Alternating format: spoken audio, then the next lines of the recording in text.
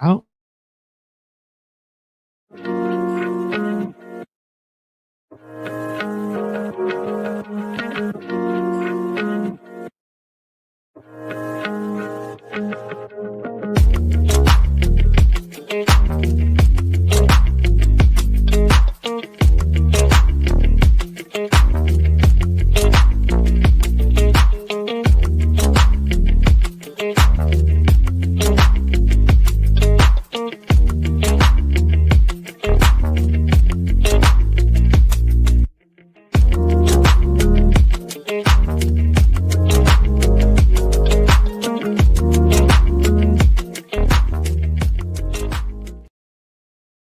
I do my own intros. I make my own intros. Oh, you made that? Yeah, I do all that there. love Like it. everything about any show that's on TDR, I do. Now, I ain't gonna lie to you.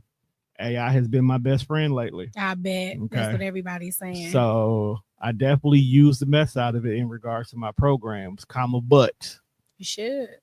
I'm a little afraid of it. Of what? Why? I don't know. It makes me feel very slow. Like, no, see, that's the trick. It doesn't make you slow. It helps you not do the stuff you care about. Okay. You say you're working on a paper or something like that, right? Okay. You're presenting a proposal, right? Okay. You eventually got to go back. You got to double check it. You got to make sure this is good. You got to check for legal things like that. You can take that whole paper. You can upload it to one of your AI programs of your choice that you feel safe with.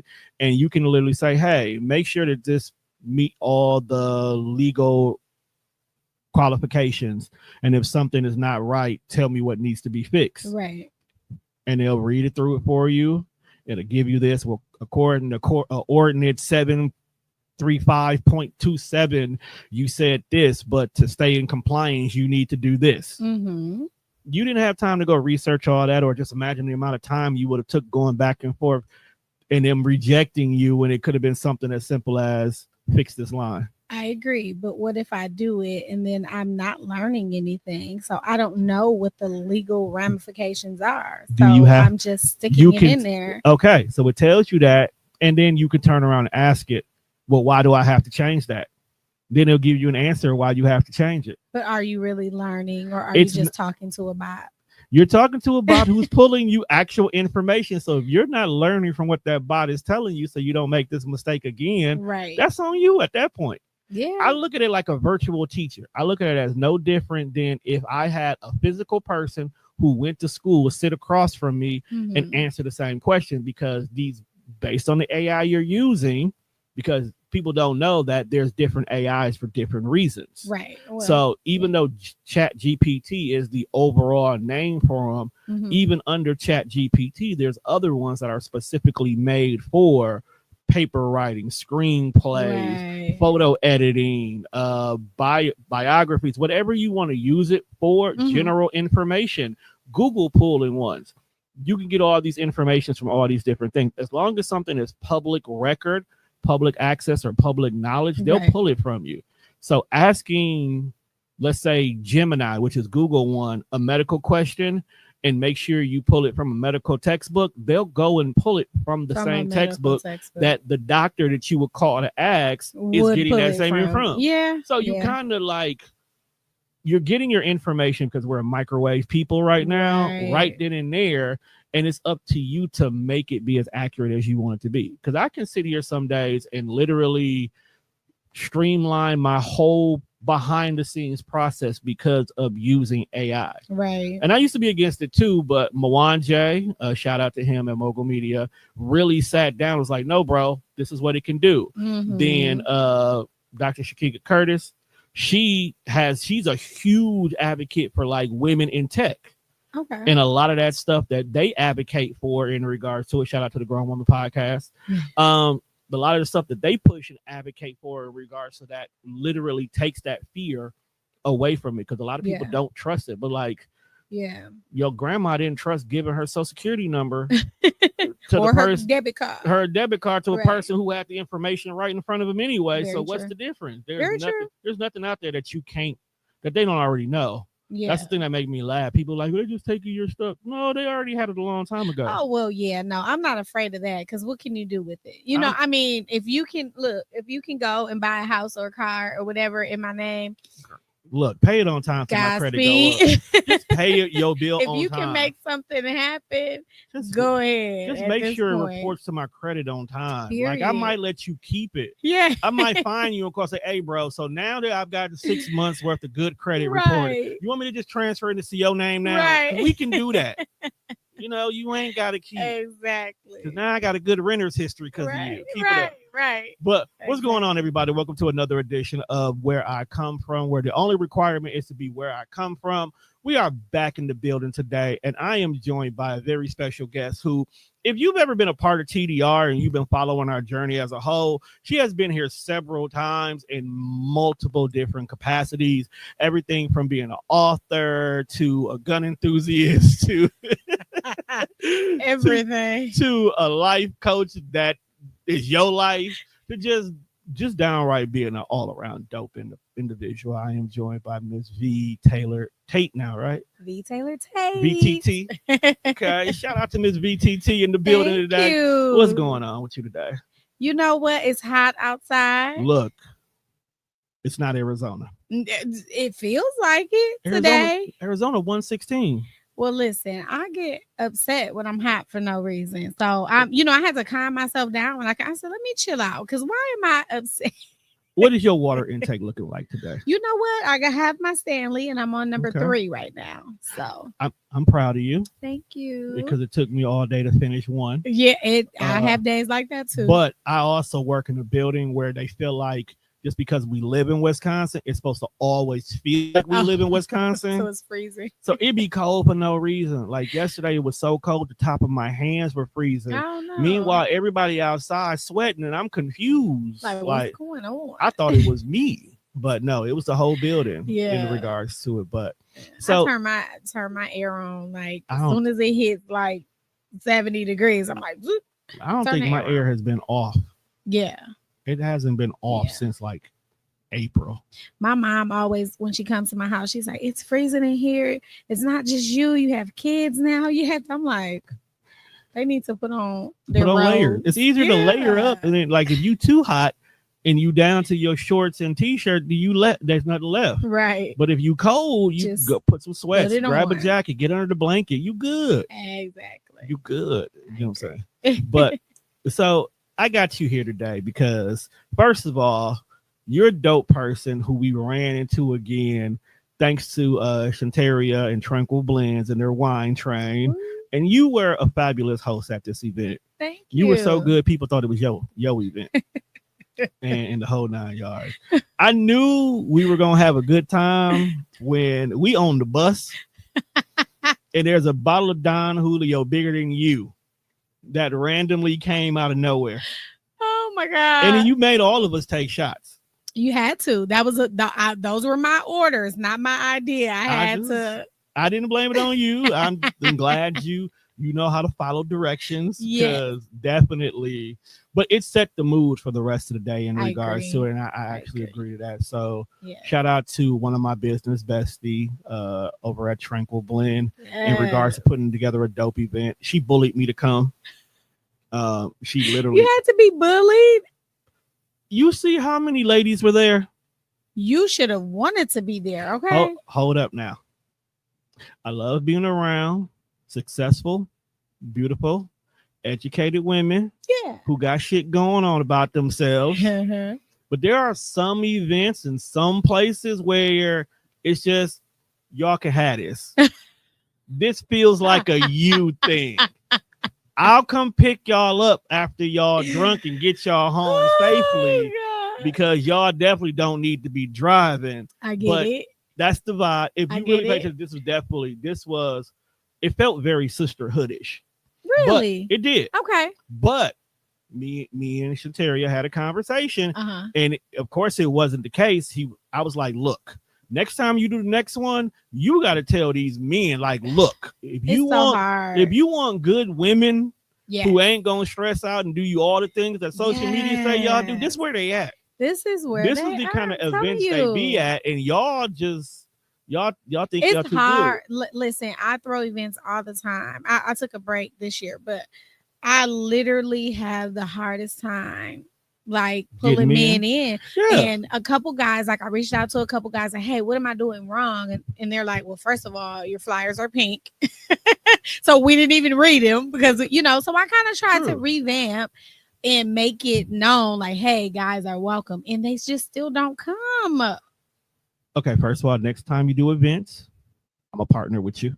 I love that. I'm a partner with you. I love that. Because I think our reach together, we can get a nice mixed crowd. Totally agree. I think it's the stigma right now that the dating scene is just not good. Okay. People have already put this preconceived notion that there's pee in the pool. No, for real. It's boo-boo in there. It's bad. But I always tell everybody, if somebody's pissing in the pool, why are you still getting back in the same pool?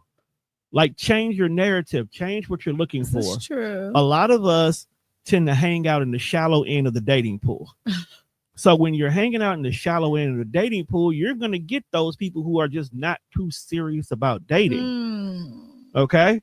But a lot of y'all are too scared to go into the deep end of the pool where people who are honestly and genuinely ready to begin because you feel inadequate, that you can't meet these so-called true dating standards. Ouch. And this is both men and women. Yeah. I'm sorry that this conversation turned into that. No, we here now. I mean, we ain't got no agenda anyway, so we here now. We're here now. I had an agenda, but we finna do something. Yeah, we're just gonna vibe out. We're gonna vibe out today. Yeah, but that's the whole situation right now. So a lot of people are actually scared to truly go out here and date, because to date, you actually have to commit to the person in regards to truly wanting to know this person. A lot of people say, I want to get to know you better, but they don't do enough effort to get to know you better. People are self-centered though. Right.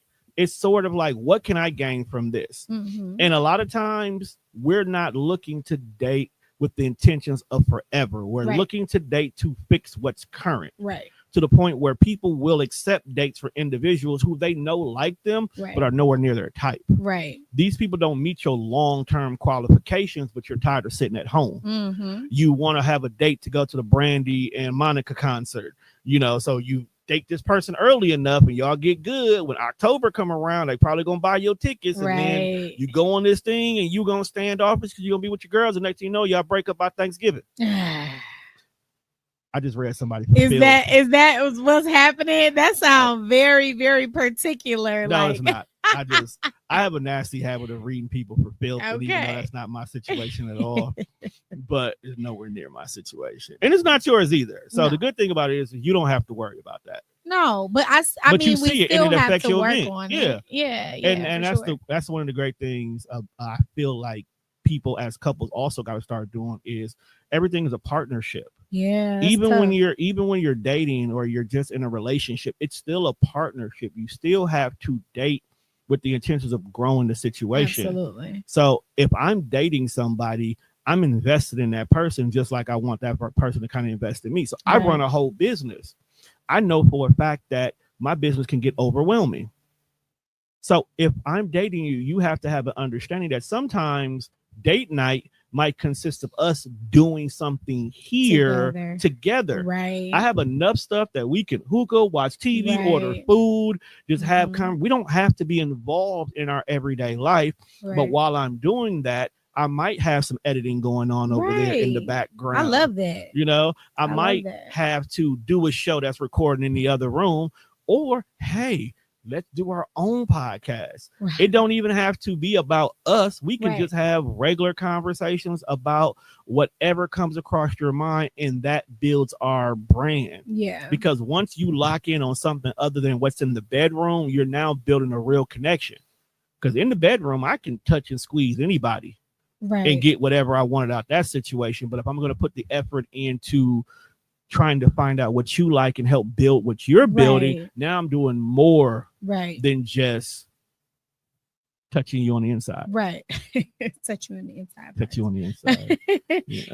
I think a lot of people are, like I said, self-centered. So it's just so hard to get past the what do I want? I'm looking for this kind of guy. I'm looking for that kind of guy. This is what I, instead of actually seeing the other side of it. What does your partner or the person that you're dating, what are they looking for?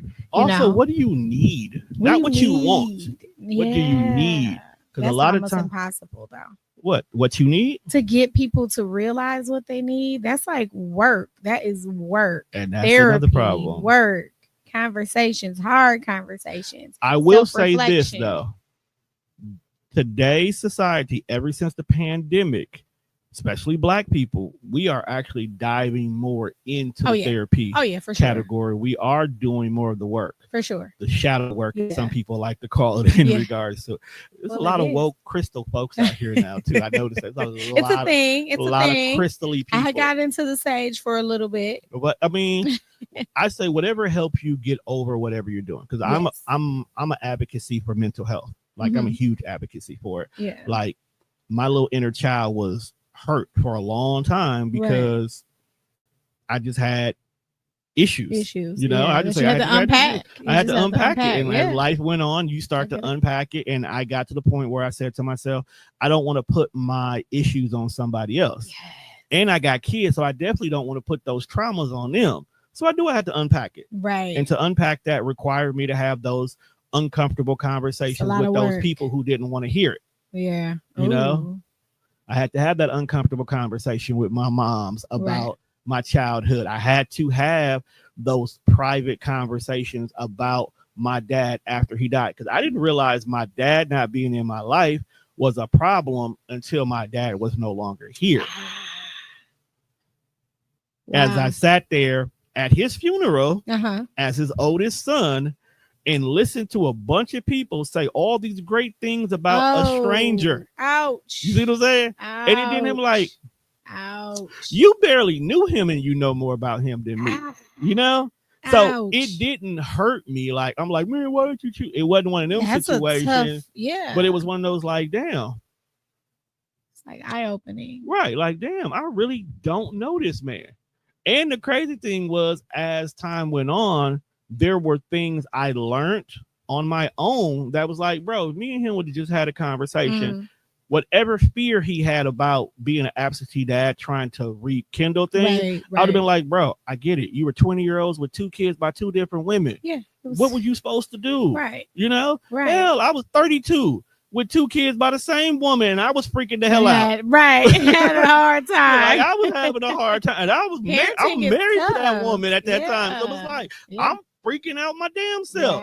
So I get it, bro. Like, just come on over here, bro. Have a burger. Come on. But that was just like, that's the thing. And I think a lot of people will not have those conversations. It's too hard. It's too uncomfortable. It's too tough.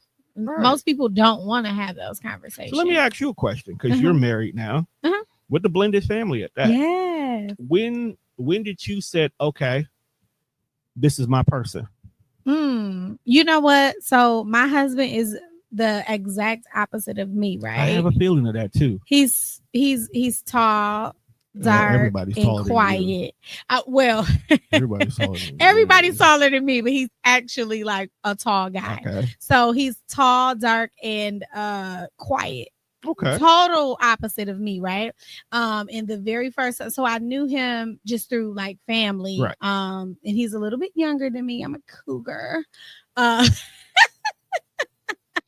He's I think like 3 years. She's not old at all. I think he's 3. I want to say 3 or 4 years younger than me. So there was a point in time when I knew him that I had no eyes for him at all. When I was in my 20s, he was still in his 20s, but I just didn't have eyes for him. And then I saw him as an adult out and about, and I was instantly just like, who's this mysterious character? And it was like, mysterious is wild. No, seriously. No, I hear you. It hit me. It's the truth.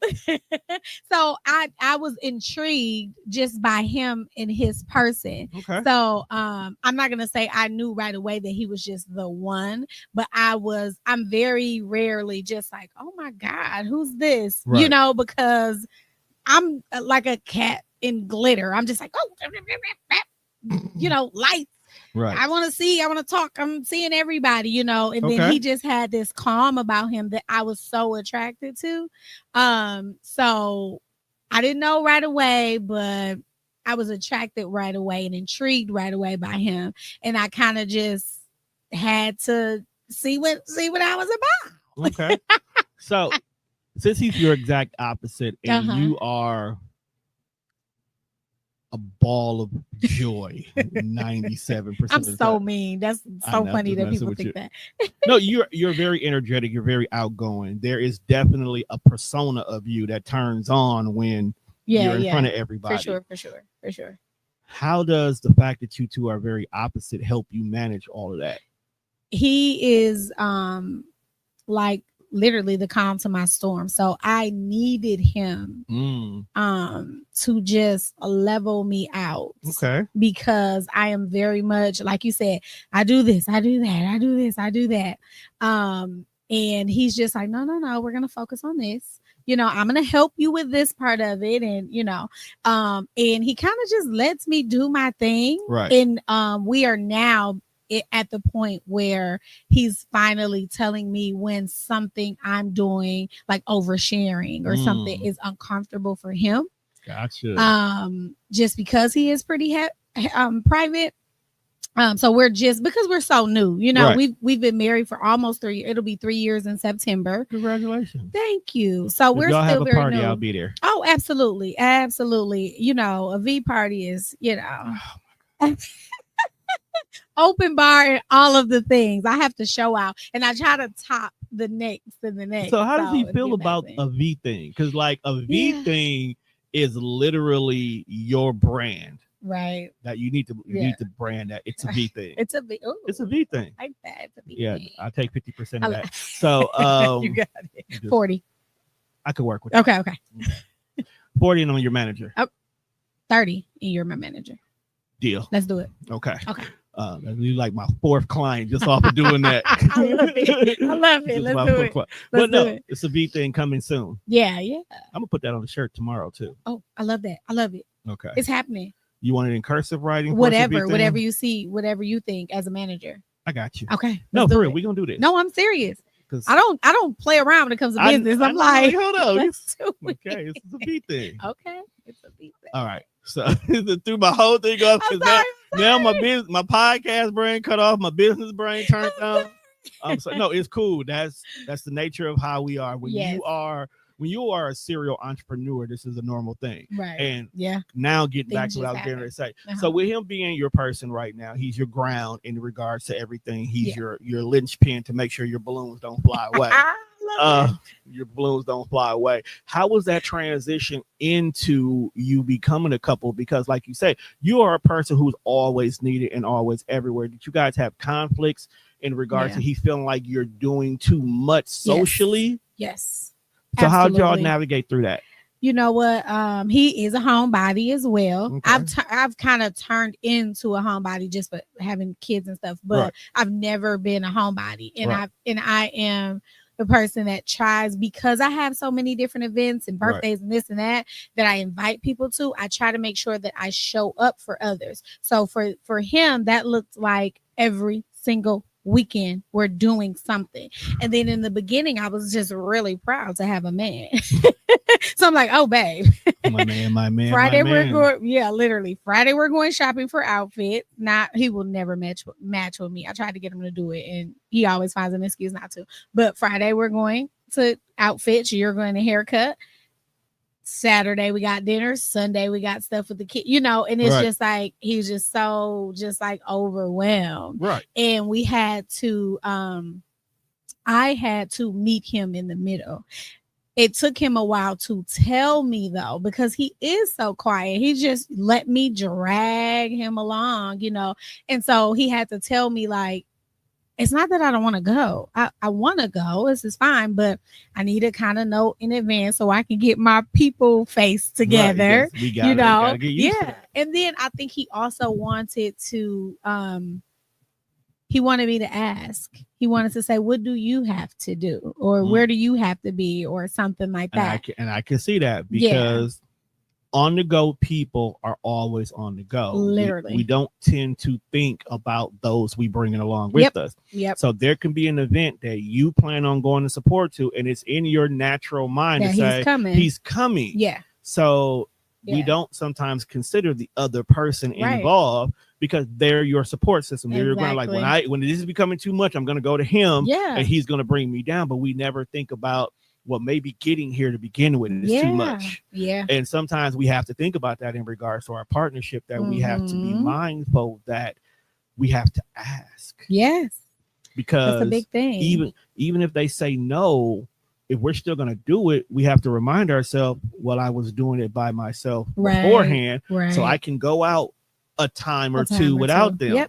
Yep. So this brings me into my next question, because I have my coaching session with my business coach today. Nice. And the ongoing conversation that we've been having lately is, so while you're doing all of this, where's your me time? Yeah. No, I'm asking you that. That was my answer. Your me time? That was my answer. So are you looking towards, now that this light bulb just turned on for you, are you looking to find some time in there where it is me time? Because honestly, as busy you are and everything you've told me about and how he's your person, I have yet to hear y'all say what y'all do for just you two. Yeah. We used to travel a lot. Now we are in the season where we have to stay put because we have so many things planted where we have to kind of be there to cultivate and watch it grow. And we've decided that let's sit down for a bit. What we have not been able to do in a very long time is just find comfort in just sitting and just being and just, watching a movie, because if we sit down and watch a movie, he's falling asleep. If I have a moment to sit down, I'm on my laptop, or you know what I'm saying? Whatever it is, a research or something. And then sometimes we're just scrolling on our phones, but it's still just not being very present. So we do have to learn to turn off everything and just be with us. We work together now. We'll get there in a minute. Yeah. So that is tough. How is it tough for y'all? So we're I guess the easiest part is because we're not necessarily in each other's faces, because we do like the group home business. We're everywhere in the city in different places, but we're in constant communication about business. And I think I literally just realized, because we're in a more like settled space where we're not doing extra things outside of work, I just realized that, like, I went through our text messages. We were arguing, and I went through our text messages, and everything that I was saying to him was either an order for him to do something, to bring something, to don't forget this. It was never good morning, baby, I miss you. How are you? Even the what do you want for dinner is like chicken or fish. It's aggressive. Very aggressive. Very bullet point. It was like a meeting, right? I'm like talking to him like staff, and he's he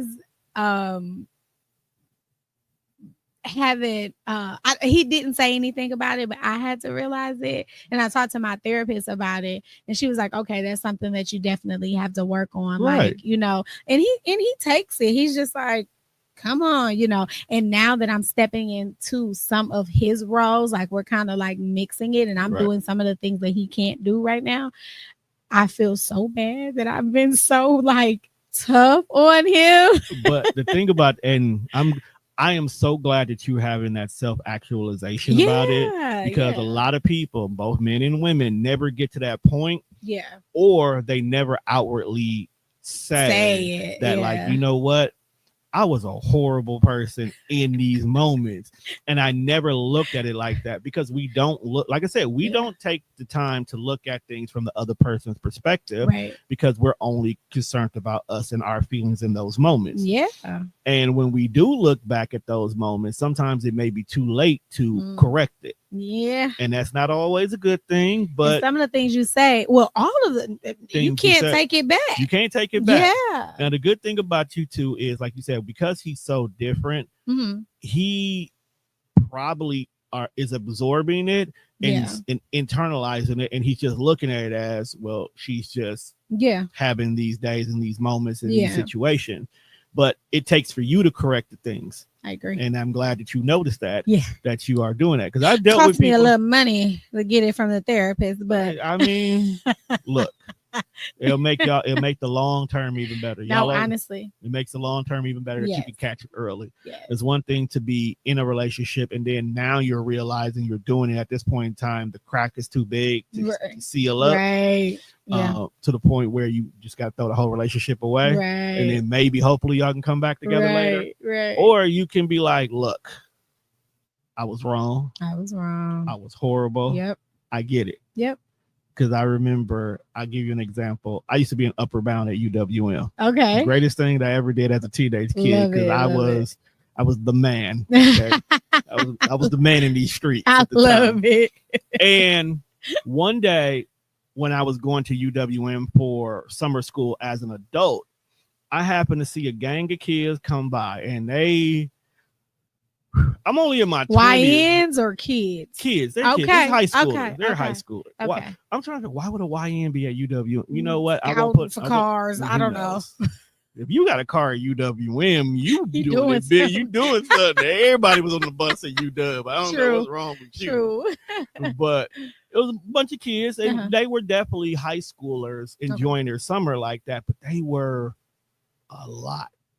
Like, I'm not even in that class and I'm drained, just feeling that energy coming out of it. Yeah. So on my way going past, I go past the office of, the upper bound, and my old counselor is still there because I'm still young at the time. Right. Yeah. And he was like, we sitting there, we chopping it up. He's trying to see how life is in regards to me. And the first thing I lean over and say to him was like, hey, if I was like that, I apologize. I am so sorry. Right. That is a lot to deal with. You have to deal with that every single day. And they are, oh my God. And he looked over at me and he was like, but you was worse. Oh, I was like, bro, you didn't have to stab me. Like, how was I? Like, I'm really sitting here asking, like, how was I worse? And he read me for filth. Okay. He read me for filth. And that humbled me that day because I had to sit back and realize, like, yo, you're not the great person that you think you are. Yeah. Until you hear it from somebody else. If that person doesn't say you're the greatest thing that ever happened to me, don't think you are.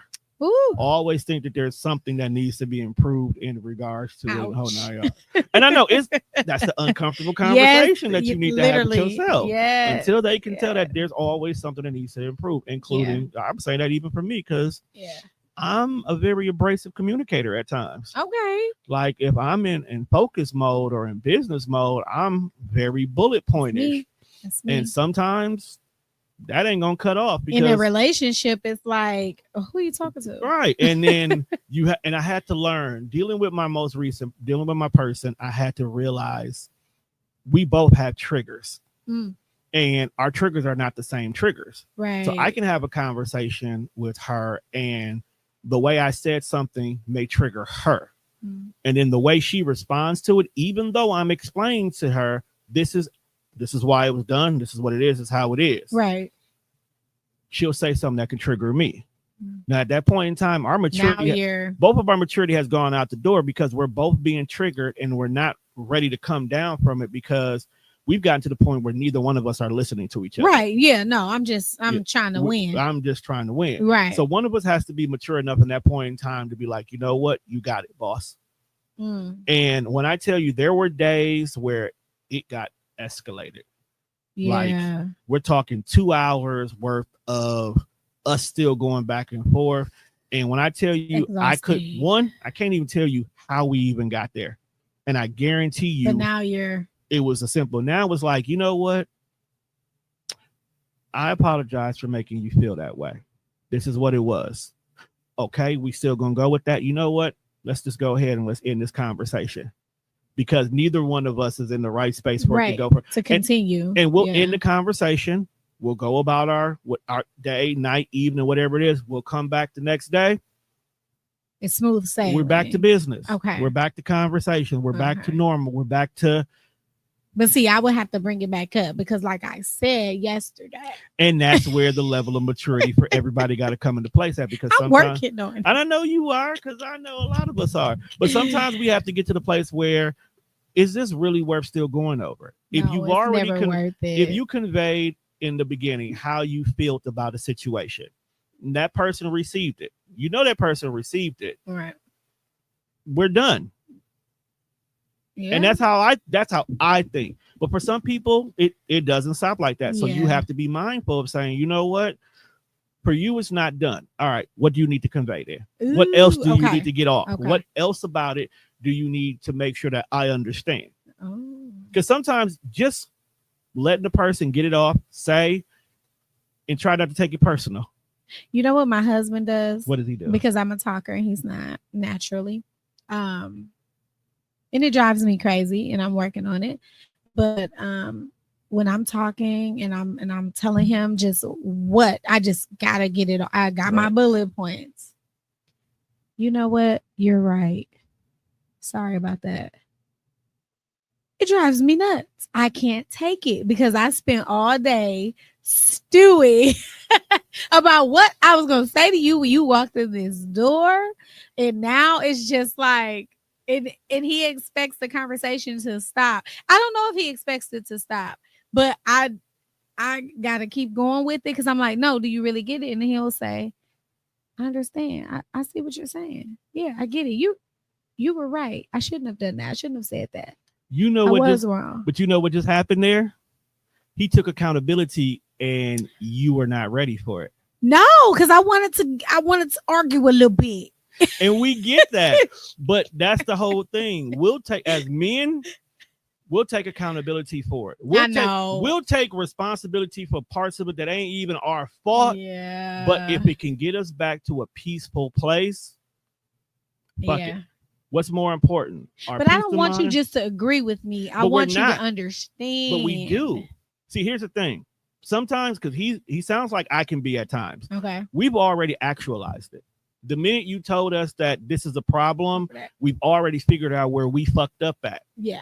We've already come to a conclusion of what we need to do to avoid this from happening next time.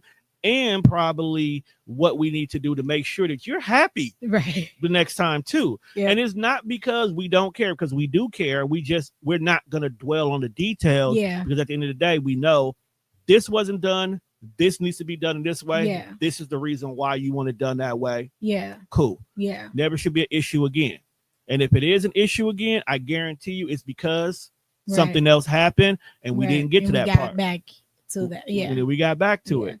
But y'all want every feeling of the spectrum to be felt in that moment.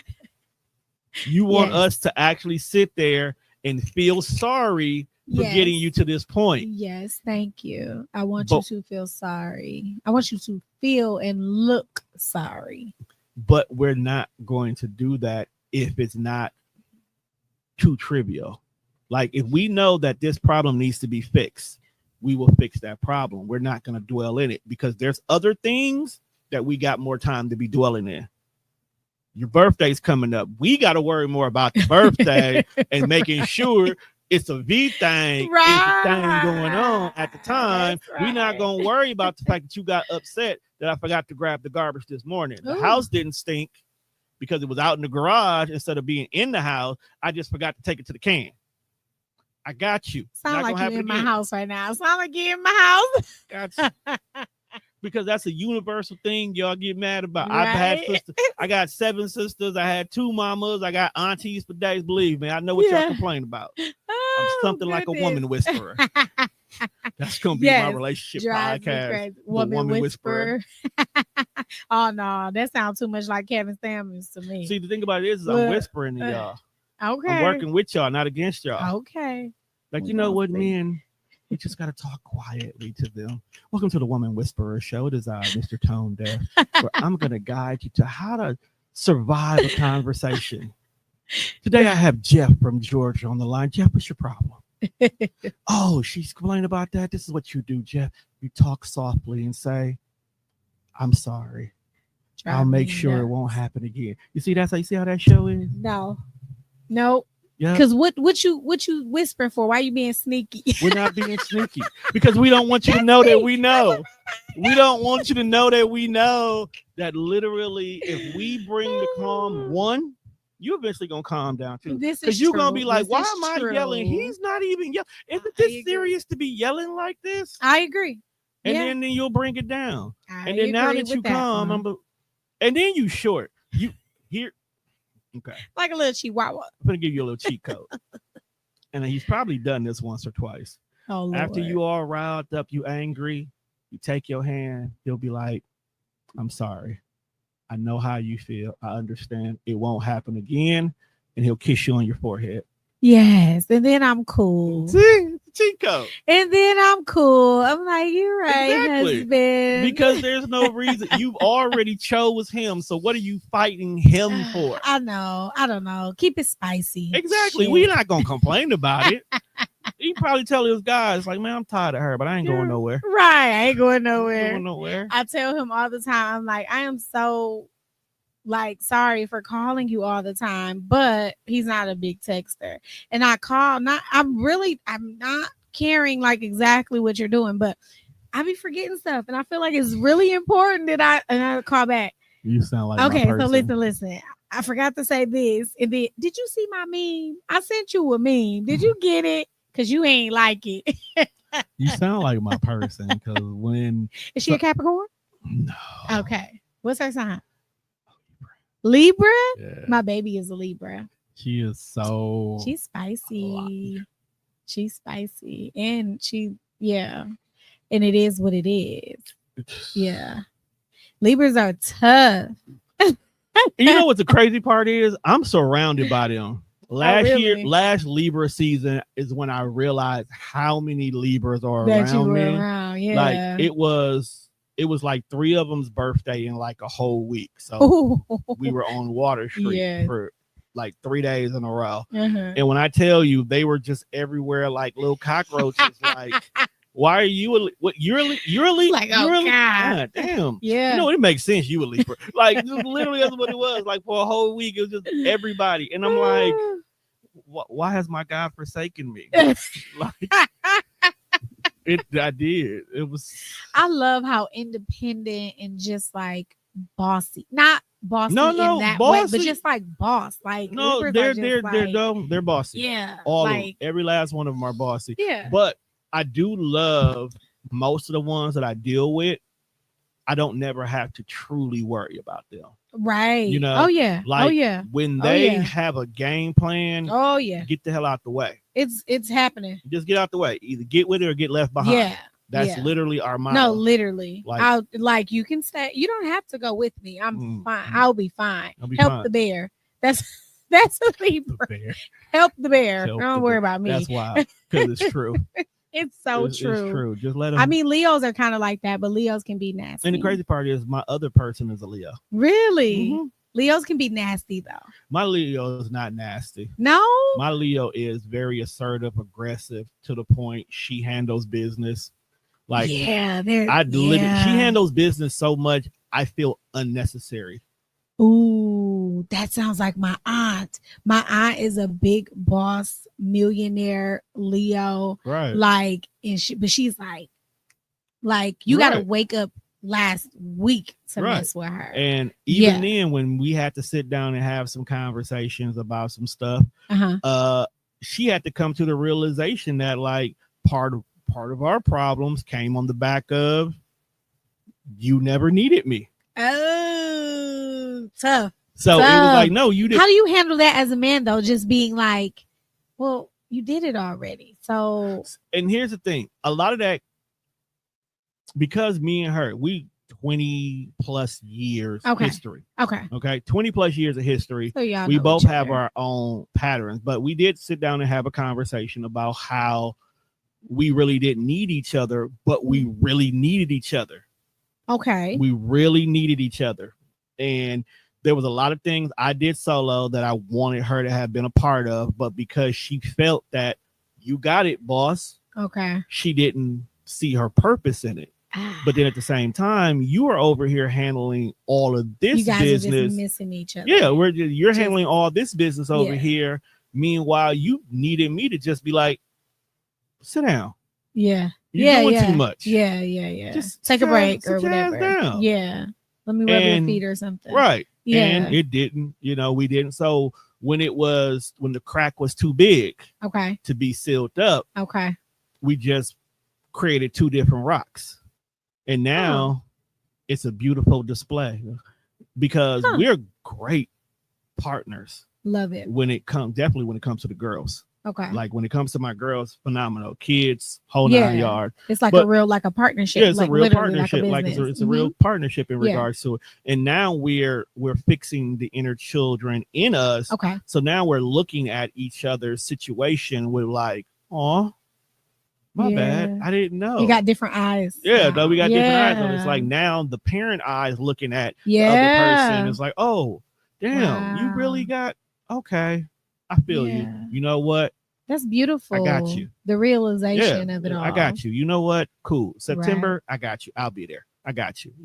Love that. And that's the kind of way we are. So going back to our conversations and whatnot, and him being your support system and you being like, how do y'all handle? Like, I know how y'all handle arguments, but how do y'all handle like that shift that you have to do? Because you got kids already, right? No, he has twin boys. They're 12. And then we had Nola, my baby. She's 2, about to be 3 together. Right. Because I know you got 3. 3 you always say you got 3 all together. So I didn't know if some came before. No. How did you? That's the whole. Those are 2 kids that you had to bring in. Yeah. That wasn't even there at first. I was a city auntie. I was literally hot girl. You give rich auntie vibes. So much. You give rich auntie vibes. That was my thing for a very long time. I'm the auntie that would take the kids somewhere and they would come back with a bunch of stuff and it's just like, why would you do that? I'm that auntie. I'm the auntie that would get all the kids and now they having a candy party, and you send them home hot to fall sugar. Yeah, it literally. And it's just like, go home now. Okay, y'all get them a nurse, call your mama. Right. or I pull up, drop them off, and I don't care if nobody home or not. That's wild. That was me. Don't be dropping my babies off at the crib by themselves. They gonna call me anyway. They're gonna be like, Daddy, Auntie V just left. Where are you at? We at home. Look, especially if it's family, I got your location. She around the corner. Bye. I was like, get the key under the back door mat. Literally, because you know me. So leave the key because you know who they're with. You know what? Here, let me just let you in. Like, turn the alarm off. So I've always been pretty good with kids. Kids love me, right? But that's different though. Yeah, it's so different. So I didn't know where I stood with them, the boys, until this is another part. My husband was very much like single dad, right? He's just awesome father when they're with their mom, they're with their mom, but he had a very big role, right? He wasn't like this weekend dad, right? They had a very good relationship, still have a very good relationship, but he was very, very present. So I didn't know, where do I step in? Like, you're like Mr. Mom here, you know what I'm saying? So he had to communicate with me and let me know, like, no, these are your stepkids. They're going to be, before we got married, they're going to be your kids. Like, yeah, tell them they can't go outside. Tell them to clean up, tell them, and I just didn't know that because I had always been the fun auntie. So I had no idea where my role was because I was trying to be the fun auntie with them. And that don't work when you got 2 little nasty boys in your house, right? and their dad is being, he's very serious. Right. So I was trying to do too much. You trying to do nice. The other. You trying to be balanced. Good cop, bad cop, right? So he had to let me know that it was okay to parent them, right? And because their mother is very easygoing and just very much like, I trust their father, and if he says you're okay, you're okay. You know, I don't know if she capped me first or something, but you know, it was very, I'm sure she did. I'm sure she did. But you know, it was very much like, but you're also known, so it's not like she had to. I'm sure she researched, right. So she probably was like, oh, okay, this is, and then we kind of know some of the same people and all this stuff. So we've never, ever had a problem. So that made it really easy. That's what I'm gonna say. Yeah, we've never had an issue. So this came up on my timeline one time. I'm gonna ask you this. Okay. So one of the worst green flags dating for a woman is a good dad. Oh. Because he always has time for his kids. Oh. Which takes time away from y'all. During the dating phase, knowing him being a dad, knowing him and the mom had a co-parenting relationship. Yeah. Did that make it difficult to even make him your person? No, because I was to the point where, first of all, it's sexy as hell for a man to just do manly things and just, I've heard you know, take care. I saw him from the very beginning be a provider and be stable and have his own home, and you know, and, so he was set. Mr. Mom, like literally, right? So I saw all of that, and that just attracted me to him more. And because I was such the auntie that would hop on a plane any time of day kind of person, he was a little afraid of like introducing me in the very, very beginning. He was like, "Are you ready for this?" He was like, "Cause listen, I've been like sending them with my mama so I could come over here. Like, when is it okay for them to come around?" And I kind of, I like him just for those conversations alone, because in going back to how we started talking about dating as a whole, these are conversations that a lot of people don't have. Yeah. Like there are women who literally keep their kids out the equation for years before they ever you literally engage to this man before you finally let him see your kid. But of course there's also a lot of fears out there in regards to that too. I get it, right? So I get it. But the fact that he had that uncomfortable conversation with you enough to be like, look, my kids go over here so we can spend time, but like what's happening here? Like, look, if we gonna be serious, you gonna meet these little niggas. Right.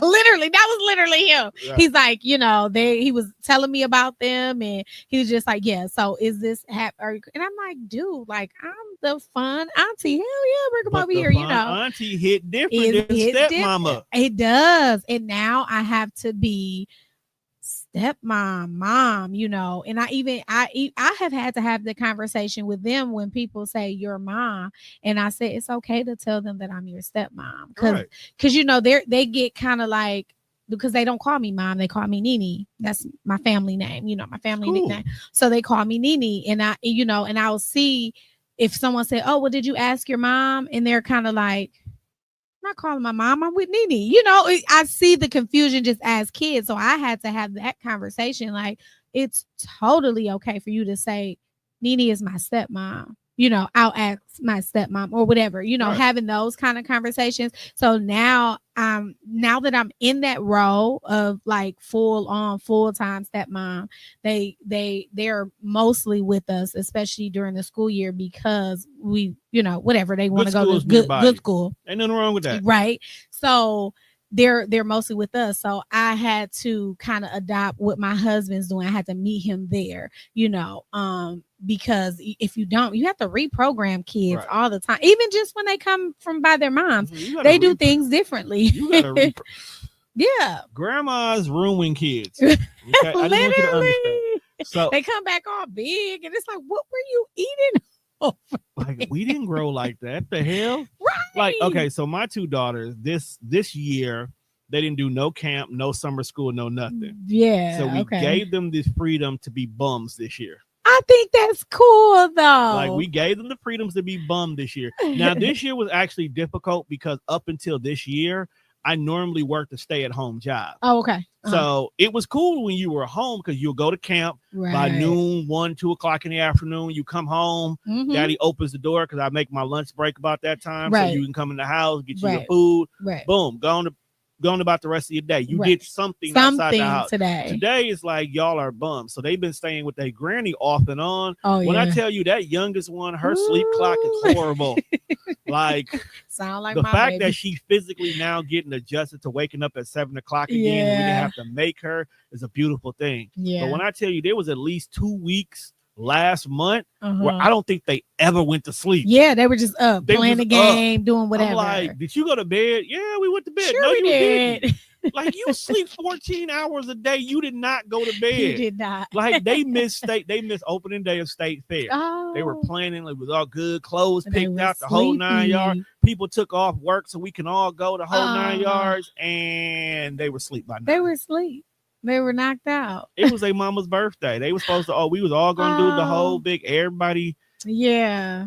They was asleep. Their mama wasn't complaining because she took her ass to sleep too. Right. She was cool. Look, I'm cool. She I'm like, going do to your sleep. thing, do your Look, stuff. I deal with their hair when I Right. wake up. She went to sleep. I went to where I had to go, and it was a beautiful thing. We regrouped the next day. I love the because we have such busy schedules. You know what I'm talking about. Yeah. I love when you get those times to just be like, you know what? No, I'm not gonna do that And today. I think that's part of the reason why I had to get there. Yeah, I had to get there. My coach literally, the very first time we sat down, she was like, "What do you need?" I need everything. My life is in shambles. I need everything. Like, it was supposed to be a 1 hour meeting. We went an hour 45. Wow. Just unpacking how disorganized I was. And she like, look, A, B, C, D. Next time we meet, I literally do not do anything Sunday mornings before noon. And when I tell you, I had to start putting boundaries even on my friends. Okay. Because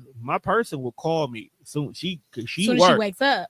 She's going, don't call Yep. me till noon. I need to do that. And that's why I asked you, what do you do for, like, where's your me time? I'm trying to find what works.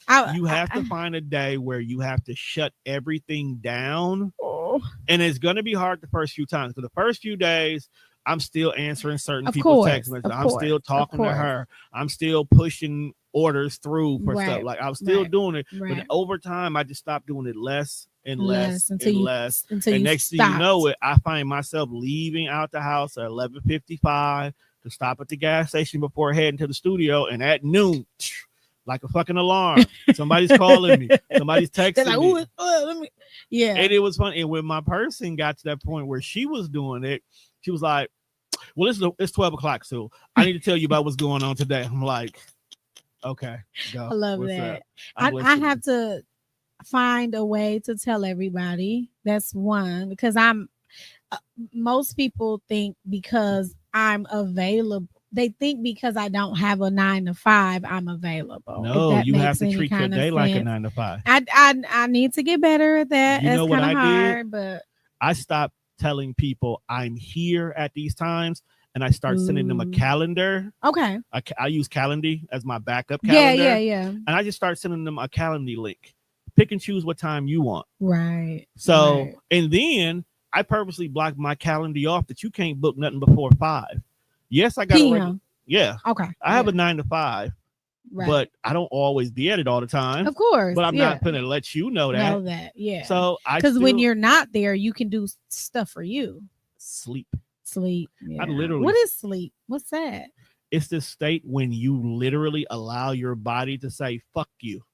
No, that's what sleep is for me. No, I've experienced it twice. I don't even know what that is. I've experienced it twice. The first time I didn't know what happened. It was I finished an onboard meeting with the coaching assignment I had, and then I sat on the edge of the bed, and then it was time to go to work. So that was the first time. Yeah. The second time I actively said, "Hey, I think a head is supposed to go on this thing called a pillow. A pillow. Let me see how that feels." I lifted my leg up off the floor, and I was scared at first because like my feet has never been on the floor before. Right. And I commenced to lay on my side, and this sense of calm came over me. Like the wind blew through the window, the bird chirped. It sounds amazing. It's an amazing thing. I could only pray for that. Like you have to, you actually have to pray. Yeah, like literally, you have no, literally, you have to pray for. But no, what like one of the things I end up teaching myself was I had to make a calendar because what I was doing was I was making myself available. Right. And I started noticing, even though I'm available for everybody, everybody doesn't need me all the time. So I started making calendars and allowing them to pick the time that they need me. Okay. And then I started noticing there would be certain days and times where people are not looking for me during that time. Okay. And I gave that back to myself. I used to keep Saturdays and Sundays open for studio recording, and people would come in, they'll book, and I'll be here. And I started noticing like maybe only 2 people will record on a Saturday. One will record early, and everything will record late in the afternoon. And they are. It's the summertime. Right. So I'm like, I'm taking my Saturday back. Hey, I got some things going on here. Is it cool to move you to Sunday? It was like, well, what time you got on Sunday? Well, you normally book at 4. 4 is open on Sundays. Okay. Yeah. Now you have your Saturday back I got got my whole Saturday back for me. And then the first time I got it back, I'm sitting here like I went over by where my daughters were. Hey, what you doing? What's going on? What are you doing here? You're never here. What's going on? Right.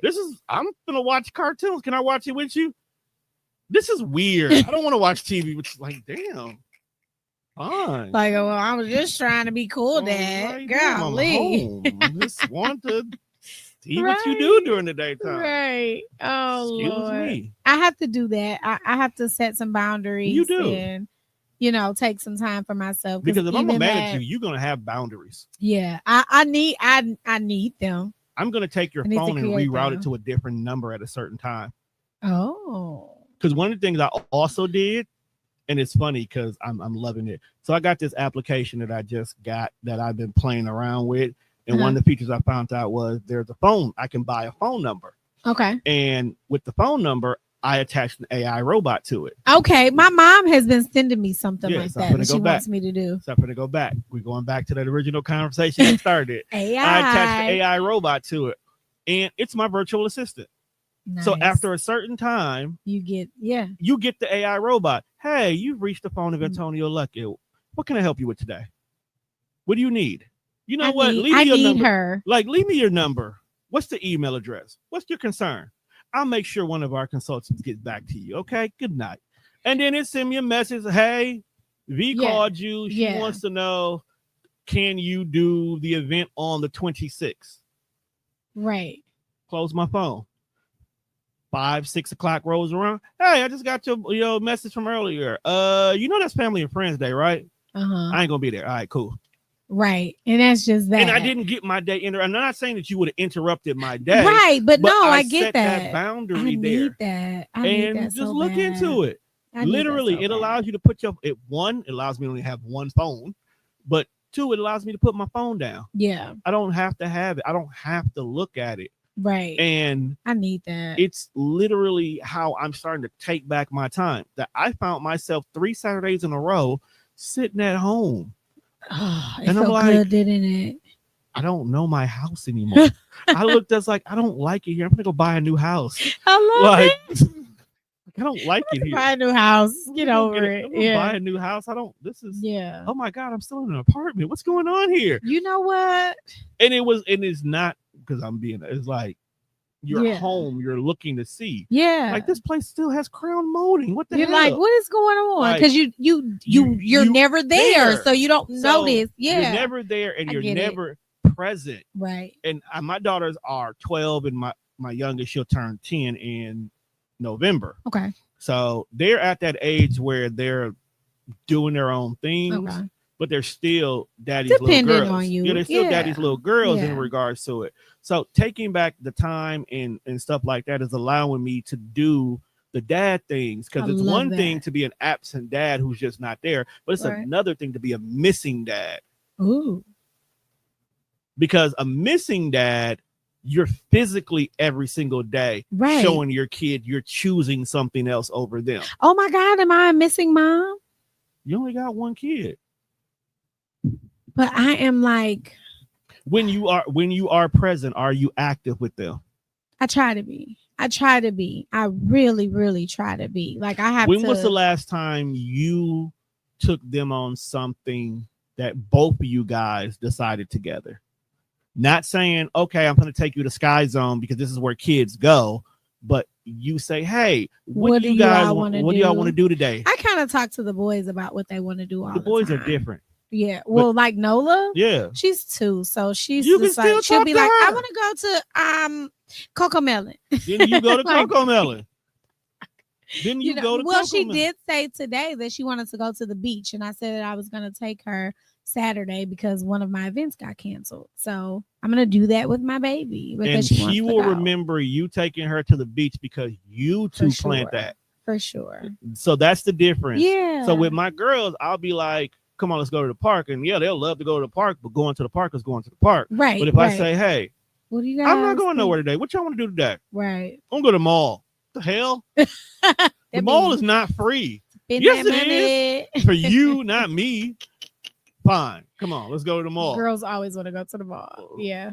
And then we go to the mall. And the fact that y'all go in there, y'all go to Claire's, so they're going to go out of business soon anyway. Yeah. So go get you something from Claire. Right. They're going to go out of business? No. Yeah. Just go shop at Claire's. Have a meltdown. Right. So you had those things, and it's like, then Monday they come back to school. What you do this weekend? Well, my daddy took to the mall, and we did this, and we did that. And it's like, they're excited about it. Different than we went to the park this weekend. Right. Because eventually the 12-year-old is not going to want to go to the park.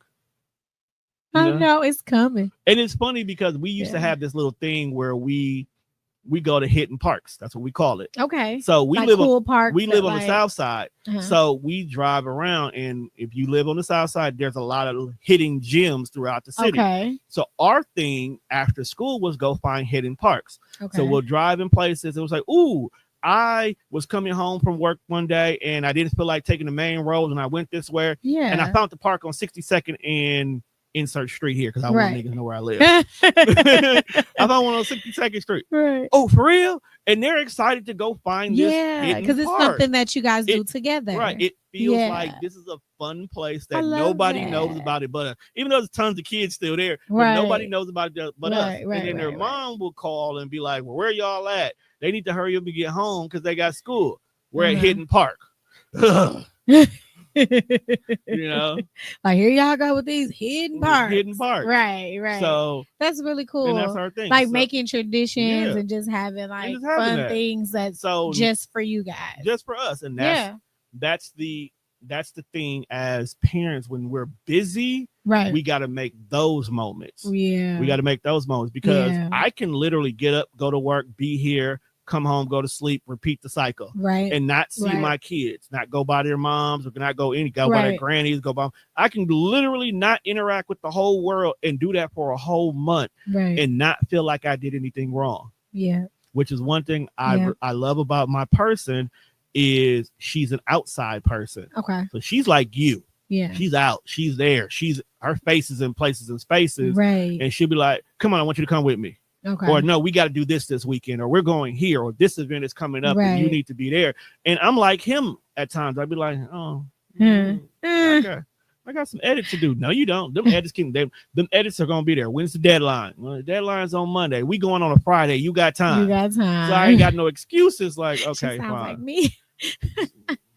You don't understand. Y'all just alike. So not even funny. And it'd be like, okay, cool. And then it got to the point where we started having a tradition where Wednesday, after we did what we had to do work-wise, we're going to a spot.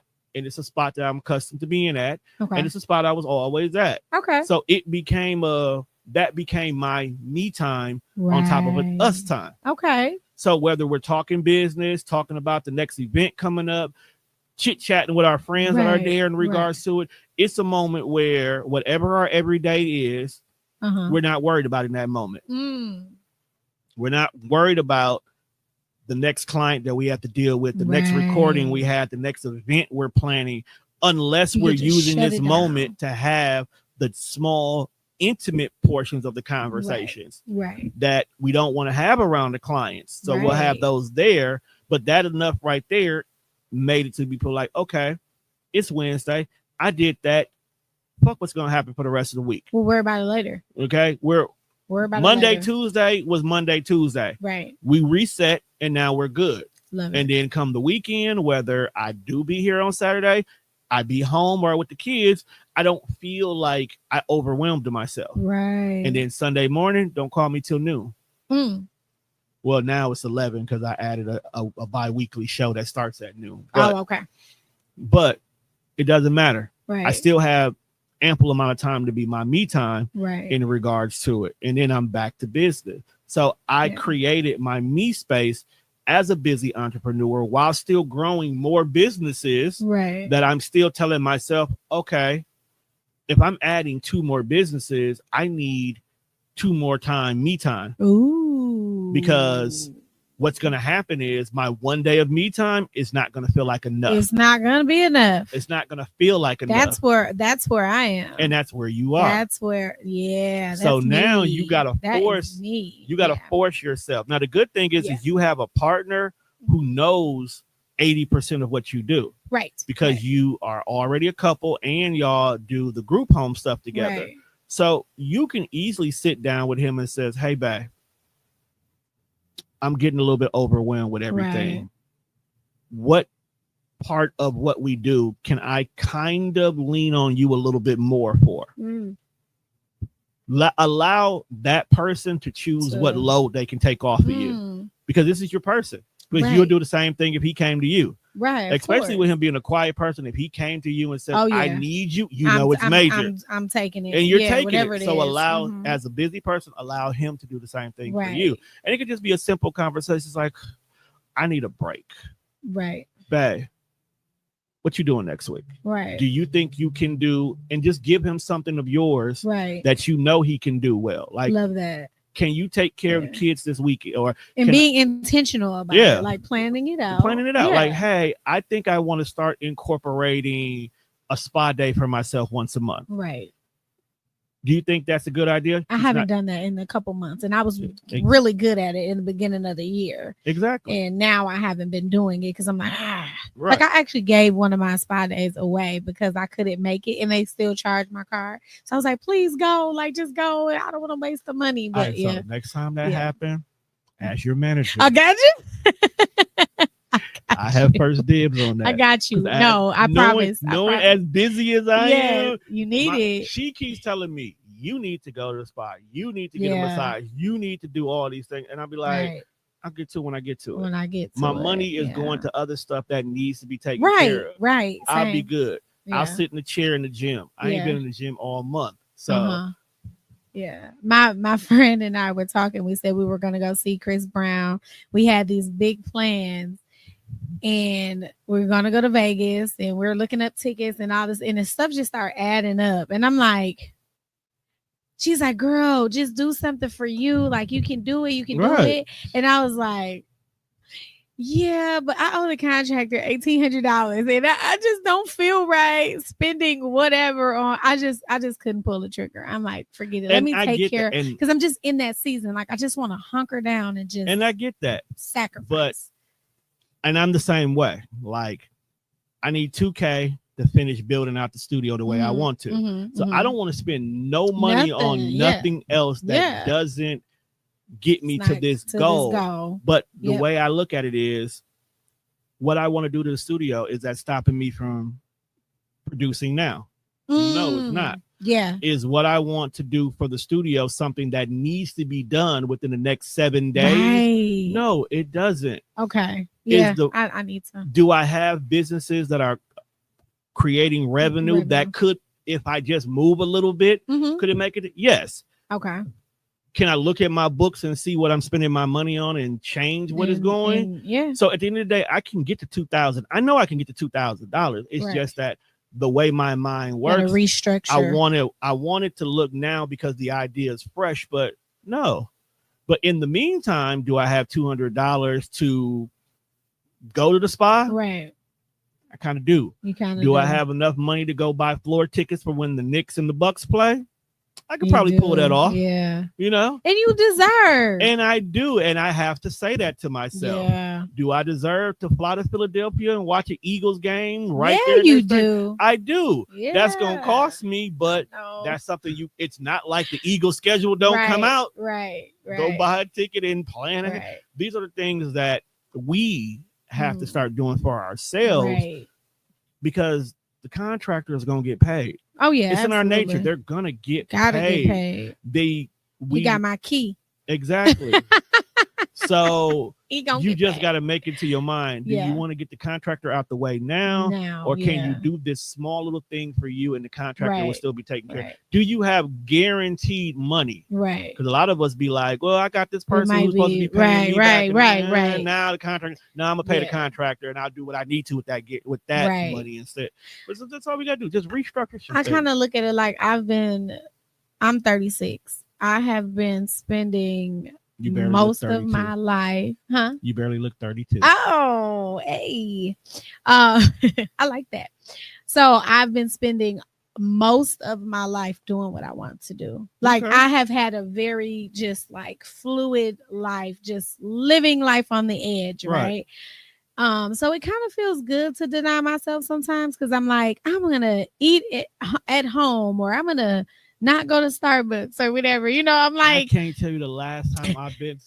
Okay, I'm a coffee drinker. So you just triggered me right here. I love coffee. So this is one of my biggest things I'm proud I did. So I'm a coffee drinker to heart. So stopping at Starbucks literally required me to add an extra 15 minutes to my schedule so I can make sure I get it. And then when they had the app and you can order it and just pick it up at the window, that started becoming a habit. So I used to get Starbucks all the time. I used to get Starbucks to the point that if somebody else I knew was going to be there, I'll grab them Starbucks too. But I would go and I'll look at my account and be like, damn, I didn't spend almost $150 on Starbucks this month. Yes. So I said to myself, look, if I'm going to be in this outside life now, I got to be able to have outside money that's not taken away from inside expenses. Exactly. So one of the things I started doing was I noticed that I had a Keurig machine. Okay.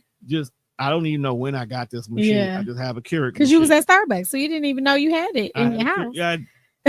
Probably what happened. Probably was a gift and I forgot about it. Like I got this Keurig machine. Let me start buying the little K cups instead because I'm not really caring about all the razzle dazzle of it. I just want you enjoy it. The flavor there, and they make K cups with the flavor. Like, okay, cool. Okay. Next thing you know it, I'm spending $80 a month on K cups. It's like, okay. I'm drinking a lot of coffee, but I done cut it in half. But you did go to another extreme though, because 80 K cups is crazy. Look, I got a studio and you got to do it. So I got coffee in both. Right. So then I was online shopping on Amazon to get the normal, cleaning products here. And then it was like, hey, get the subscription of these 100 K cups. These some random ass flavors, but right. Hey, $40. There you go. I'm like, damn, I should do that. But 100 of these and these, and take your favorites home. Take your favorites out, leave the rest. And all of them was like, you know what? It's not even the coffee flavor I'm caring about. It's the creamer I'm putting in here. So now it's like, look, let me just buy my flavored creamer. That's how I can get my latte. Get these little $40 K cups, $100 of them. And it took, I'm not even done with the last box and I got a new order coming in. I only spent $40. So I went from 150 down to $40, and technically I don't have to get the next order. Right. So now I went from 300 to 40 when you do the math. So I'm outside more. Right. I'm outside more. I love that. That's good. You deserve. And you still get your coffee fix. I've been making coffee at home too, unless I'm like, out and about really early. I got a regular coffee pot at home. Didn't know I had a regular coffee pot. I love regular coffee. No. It's my thing. No. I need you to hear me. I have the kind where it's a little steel pot cup. Yeah. You boil the water on the stove. You stick the little thing in it. You squeeze your coffee in your tea bag. Then when you done squeezing, you lift it up. I'm like, when did I get this? I'm not at Someone probably got it for you because they know you love coffee. Like, I haven't been a honeybee sage. Why do I have this? Like, when did I get this? This is fancy. This is nice. Right. So now my Sundays, I sit on my porch, squeeze my tea out of it in my PJs, and got my little honey. Like, I got honeybee sage at my house for no reason. I was like, I need to stay home more. I got shit here that's nice. Right. Like, this is actually kind of cool. Nice. Awesome I still don't stuff. like these walls, but I got nice That's shit later. in. That comes later. I got though. nice shit in here. Right. I found out I got a rice cooker. I'm like, when did I get this? I found a rice cooker. My mom told me, she's like, you never use your rice cooker. I'm like, That's a rice cooker? I was like, what? She's When like, did yeah, I bought it for you. It was in the garage. I found it. Like, I when still did- haven't used it, but Like, when did I get a rice cooker? right. Like, these are the things I'm finding in my house. And Just like, being at home. just being at home. Yeah. Did you know I have cable? I Like, did not know you had. like I found out do I have had cable. Oh, I don't have cable. What do I have? I don't have cable. No, I have YouTube You TV. got That's what I money. use, You right? got money. It's not my fault. I used to work for Spectrum, and I guess I never cut the cable okay. part off. I just dropped it down to the digital package and Okay, kept got the you, internet. got you. So I'm at home and messing with my girls, and I'm changing the channel, and the Uh-huh. Spectrum app is still on there. So you're And like, I oh, clicked on it, and it came on. I'm like, damn. why do I go look at my bill? I've been paying $19.99 for this.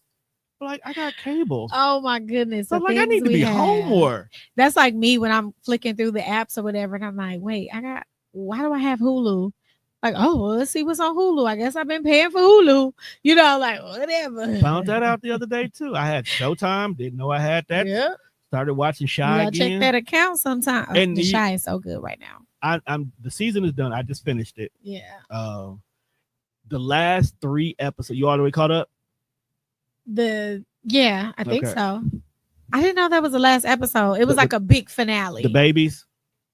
No. You just Yes. Okay, Yes. the babies. Okay. The baby. That was the last Boom. episode from what I heard. Okay. The last 3 episodes was difficult for me to watch Yeah. because with my mom passing and then Jay whole situation going on. Yeah, that was rough, but I Yeah. got through it. Okay. I completely forgot I had Showtime. You didn't even know you've been I paying didn't- for it. I didn't Cut know. it off now that it's gone. Might as well. No, I'm here now.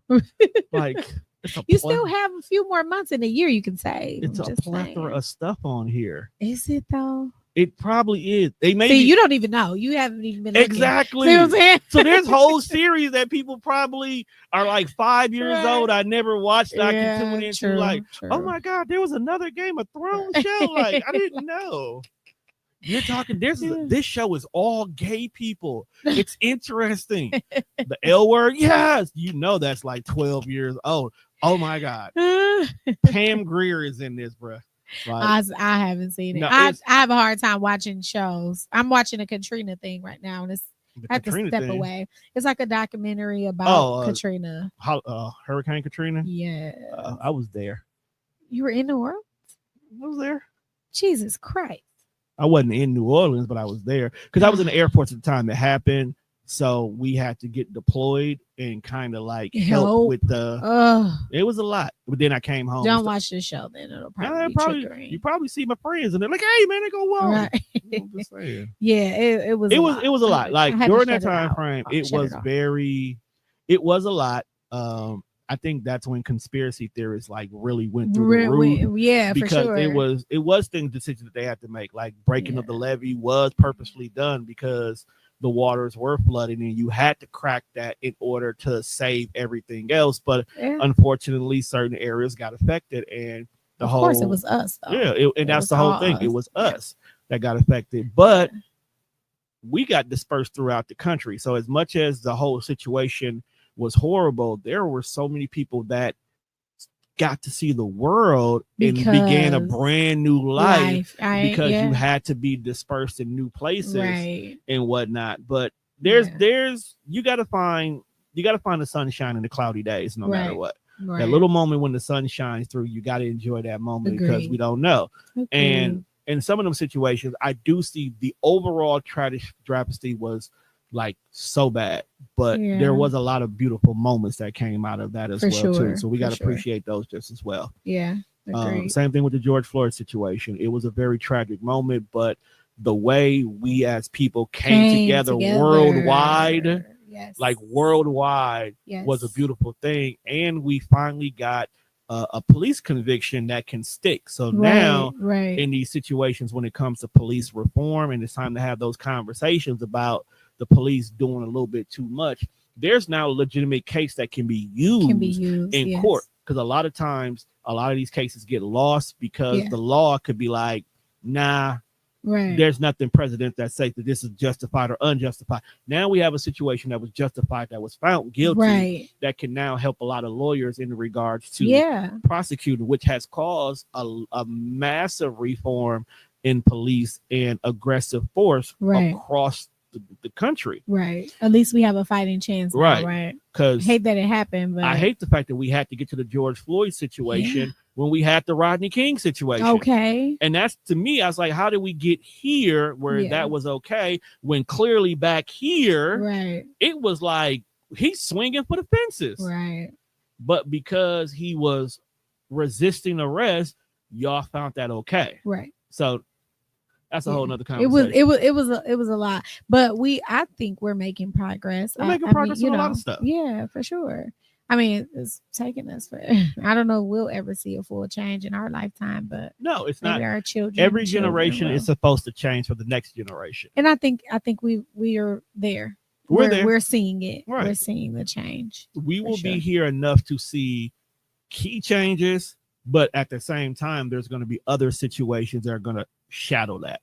Like right now, the YNs are being very outrageous that it's starting to get to the point where we're seeing the police change, but as adults, we're also going to be like, I can see why y'all get a little aggressive now. You see, it's starting to be that. I'm almost seeing the police be afraid of them. It's crazy because they're like I don't, because they it's almost like I want to go home to my family. You know what I'm saying? Like, let them run into this or let them speed, because they are doing, and sometimes that is the answer. That has to be like, if I pull up, you got a stolen car, you speed off, I technically could chase you, or I can say, we'll just do the police report and you live the next day. Because my friend the other day, about a week ago, all she is doing is coming home and a police chase happened. Her car got crashed into in the middle of the road. A brand new car. She's okay. Brand new car total. But unfortunately, a gentleman on the bus stop died. And all he is doing is waiting on the bus to go home. Just waiting on the bus to go home. So imagine if the police in that situation was like, just let him go. Just let him go. Yeah. Right. And then, I mean, you let him go, and then what else will he do? But then that's the next thing. But now, I can get away with this. Now I'm going to try. Now I'm going to do it again. You see? So it's like, we got to put a stop to it. But at what cost do we get to the point where these little YNs start realizing this is not the lick? Yeah.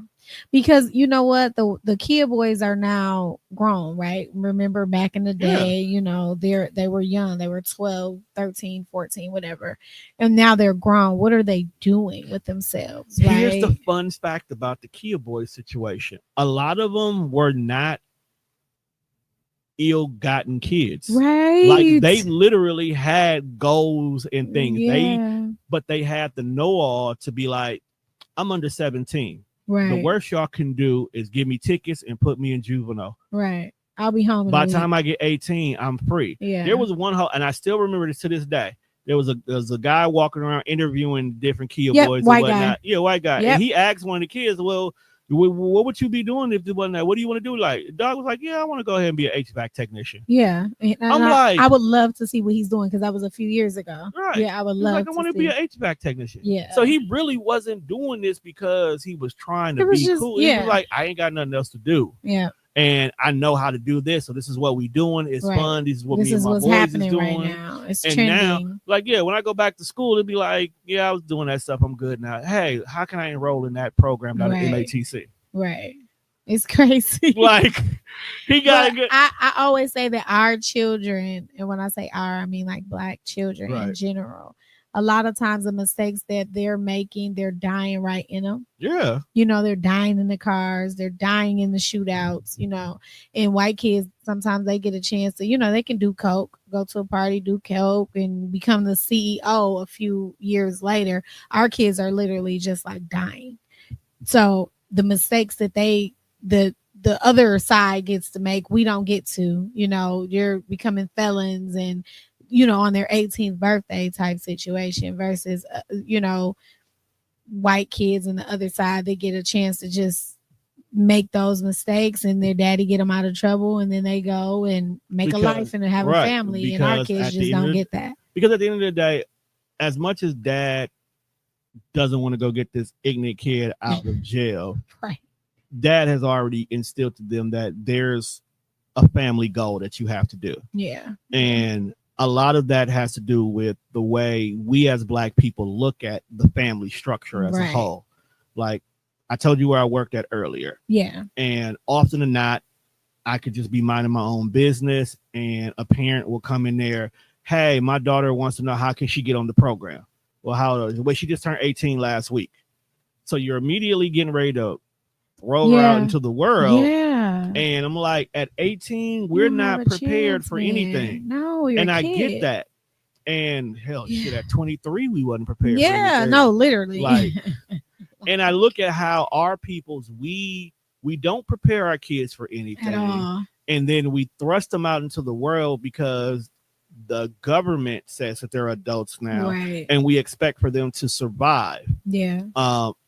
A lot of them, unfortunately, do not come from a 2-parent household, or they do not come from a properly parented household. Yeah. Because we're not going to say because this day and age, 2-parent household could be anything. You know? Oh, yeah, for sure. Grandma can be raising all 18 kids, and uncle comes over every once in a while and is the man of the house, and then go back. So adulting is adulting. A lot of kids just do not have people who are properly adulting them. We also have a high rate of teen pregnancies where we're forcing the kids to be parents. Yeah. Like, well, they were raising their siblings anyway, so being a parent is easy. But a knock on wood, my kids never have to do this. But I always said, if you become a teen parent, you still gonna be a teen. Right. You're still going to be able to be a teen. Right. We're not gonna force you to raise this kid alone, but y'all gonna raise this kid together. Right. Okay. Right. He gonna be over here just as much as you be over here. Right. All of us as parents, we're gonna have this conversation. I'm not forcing you to get out and get a house and pay rent. I didn't even say that even then. Like no. When I buy my house, because I am looking to buy a house. If you listen to the last episode, me and my realtor bestie, we sat down and talked about Tyler is working on some things now. I love it. They ain't gotta go. No. Like if you let them baby stay and stack. Like if you want to go where you want to go, but you can always come home. And I always said that. You can go meet a man, you can love that man, you can want to move in with that man, y'all can be a family. But when you sick of that man, you can come home. Come on home. Period. You can come home. Period. You don't never have to feel like you're forced to stay with that man because you chose him over us. Right. I don't care. No. Hell shit, go. Because 9 times 10, I want you out my house for a while. But I also want you to know you can come home. Now your room may not be your room. They gotta sleep out under the computer desk. You know, you might be on the couch. Right. You ain't gotta go. You still here. Yes. Come eat my food. Come wash your clothes here. Come. You don't. Your home is still your home. Hell, your boyfriend. Yeah, he can come over too. He can come over too. Yeah. One thing I always give credit to my first girlfriend. Now I call her my first girlfriend because she's the only one I had a real connection with. Okay. She ended up moving to Louisiana while we were still in high school. Her family was still my family. Okay. I could still go over there. Her sister was my sister. Her baby sister was literally my godchild until she was grown. Wow. She's still my godchild. Her mama was my mama. I could come over there the whole 9 yards. It didn't matter. She ain't been home in 3 years, but that's still my home. Right. That's community. That's family. And it made a difference for me growing up. It showed me that I had a safe space. I guarantee you right now, because they moved to North Carolina, I get on the phone right now, Mom, Milwaukee ain't working. I got to get out of here. All right, you going to be in the garage for a couple of months, but come on. Come on. All right, I'm here. Yeah. I'm a grown-ass man, but I still got that. Yeah. And that's what I want my girls to have. I love that. Bring your girlfriends, your boyfriends, whatever you like. I'm not prejudiced. Right. You want both? Look. Right. Somebody gonna pay some bills, but come on. Right.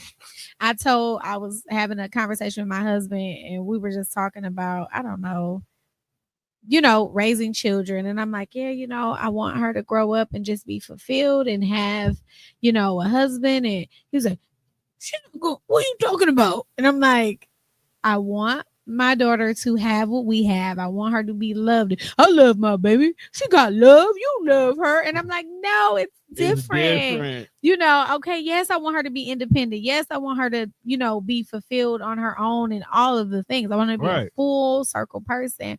However, I want that for her. I want her to have, all of the things. And it took him a while, but he understood. But the first jolt was like, no, I love my baby. Because he felt, but that, and the same thing goes, and even though you're talking about your girl, but the same thing goes for the sons, for the boys, and the boys, it actually needs to matter more. Because a lot of them, because masculinity and egos are damn near one and the same in the thought process, that once the son leaves the house, they feel like they can't come back home because they're a failure. And a lot of dads will hold that over their sons' heads. Right. And because you failed, because you get to that point where the boys want to test their dads. And I'm a man now. Yeah. It's like, you got to bunch them down a little bit. Like, look, you getting there, but you can't buck up to the real bull. You're still a little calf. But I'm going to help you be a strong bull for when you get out there in this real world. They can't do to you what I just did to you. Right. Okay. Right. So with that being said, I'm going to put you in place. But a lot of times, because we don't have these male role models in these boys' life, we don't have them tell, like, look, failing is normal. That's how you learn. That means you tried. If you failed, you tried. If you failed, that just means that you got to reevaluate how you did it. Right. Because sometimes failing means that's not even meant for you. Right. So if that's not meant for you, try something different, or try it a different way, or maybe come back to it later. Exactly. Like I tell people, this podcast and stuff wasn't easy in the beginning because 97% of the things y'all use today didn't exist 15 years ago. Okay. If y'all knew the way we had to jerry rig stuff for y'all to do a podcast, y'all would appreciate the fact that you can go on Amazon and buy $100 thing and get to work. You'll appreciate the fact that you can get a $20 microphone and put it on the bottom of your phone. You'll appreciate your phone. Right. Let's keep that a buck.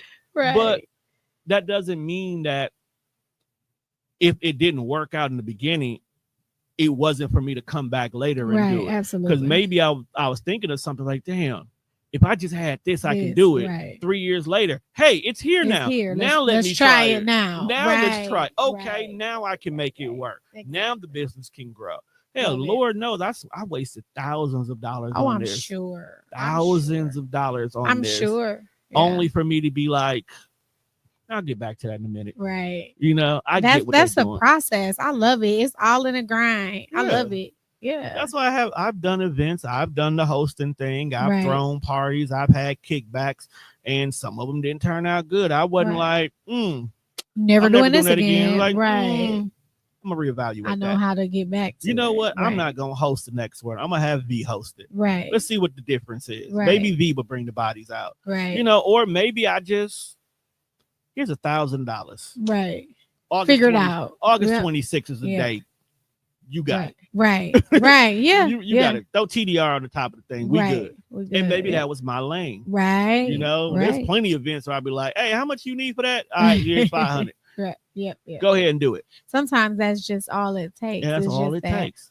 Meeting of the minds. I got a little money. You got a little name. We got the space. You got, and then pull it together. Go do it. Yeah. Go do it. Let's do it. Yeah. Oh, yeah. I need my $500 back from ticket sales though. But go ahead. I need 1,000 back, but yeah. Depending on who it is. See, I'm your manager. I'm gonna get my money. Okay. I'm gonna get my $5. Like I already know. Right. Like I give you this $5 now, but give me that back. Right. That was your seed money. Right. Okay. You made 1,000. So that means you got the next event should be your own money. There you go. All right. Three events from now, you owe me 30%. There you go. Boom. And that's how business works. That's how business is supposed to work. It works out for everybody. And you may not get yours that same time, but you will eventually get it. You'll get it. Yeah. And sometimes you'll get it more than what you thought. Because during that process, a lot of people tend to forget those partnerships matter more than that money. Like I've done some events where I'll be like, you know what? I'm just going to partner to help you out. Right. And because we made that event happen, I met 4 or 5 people. And that made it worth that put me in a completely different space and place. People don't get that. They don't get that. They don't I tell people, my coach right now is getting on me about marketing. Okay. Because I've never had to market as long as I've had this business open. People so now with me you. moving into my next business, marketing is a must. Right. So I have to get in the habit of marketing. So to learn how to properly market, I got to start marketing this business to work out my kinks. Right. So I was like, that makes sense. Yeah. But then she was like, wait, what do you mean you've never marketed your business? You didn't have to. I never had to. Because for every single person that comes through that door, my craftsmanship makes them want to do it. That's all the advertisement you needed. Like, I don't have to say, hey, do you want to start a podcast? It'd be like, hey, I want to start a podcast and I seen how you do it. Right. Can you make this possible? Yep. Or other people talk for me. Yep. My word of mouth game is so phenomenal where I be minding my own business. Hey, I'm about to shoot you such and such numbers. They want to start a podcast. Yep. Who is this? Thank you, but who is this? Right. Oh, hey. Well, you was a guest 2 years ago. Like, love that. Love that. Cool. Love that.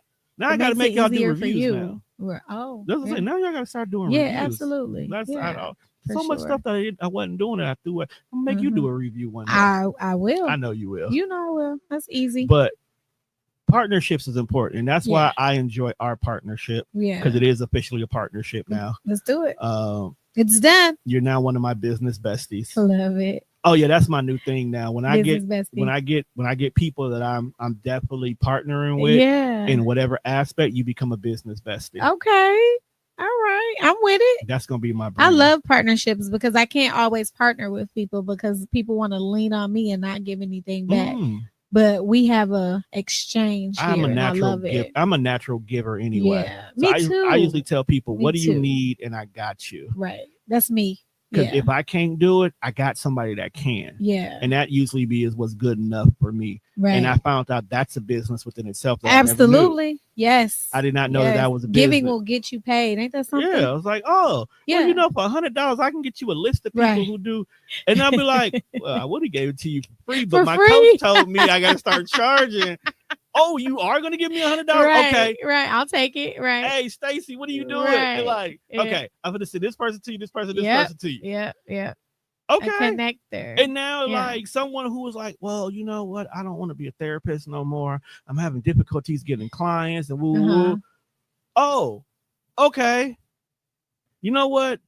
Let me get back to you on Saturday. Right. Because Friday, I'm having a men's mental health circle. Yes. So in the back of my head, like, okay, as we have these conversations as men and we talk about these things and we start to unpack, I'm like, bro, you need therapy. Here, call this person right here. Call this person. Yes, I got somebody for you. So someone who was ready to give up on their therapy business now just got 8 clients out of nowhere. Just from being in the room with you. Right. What?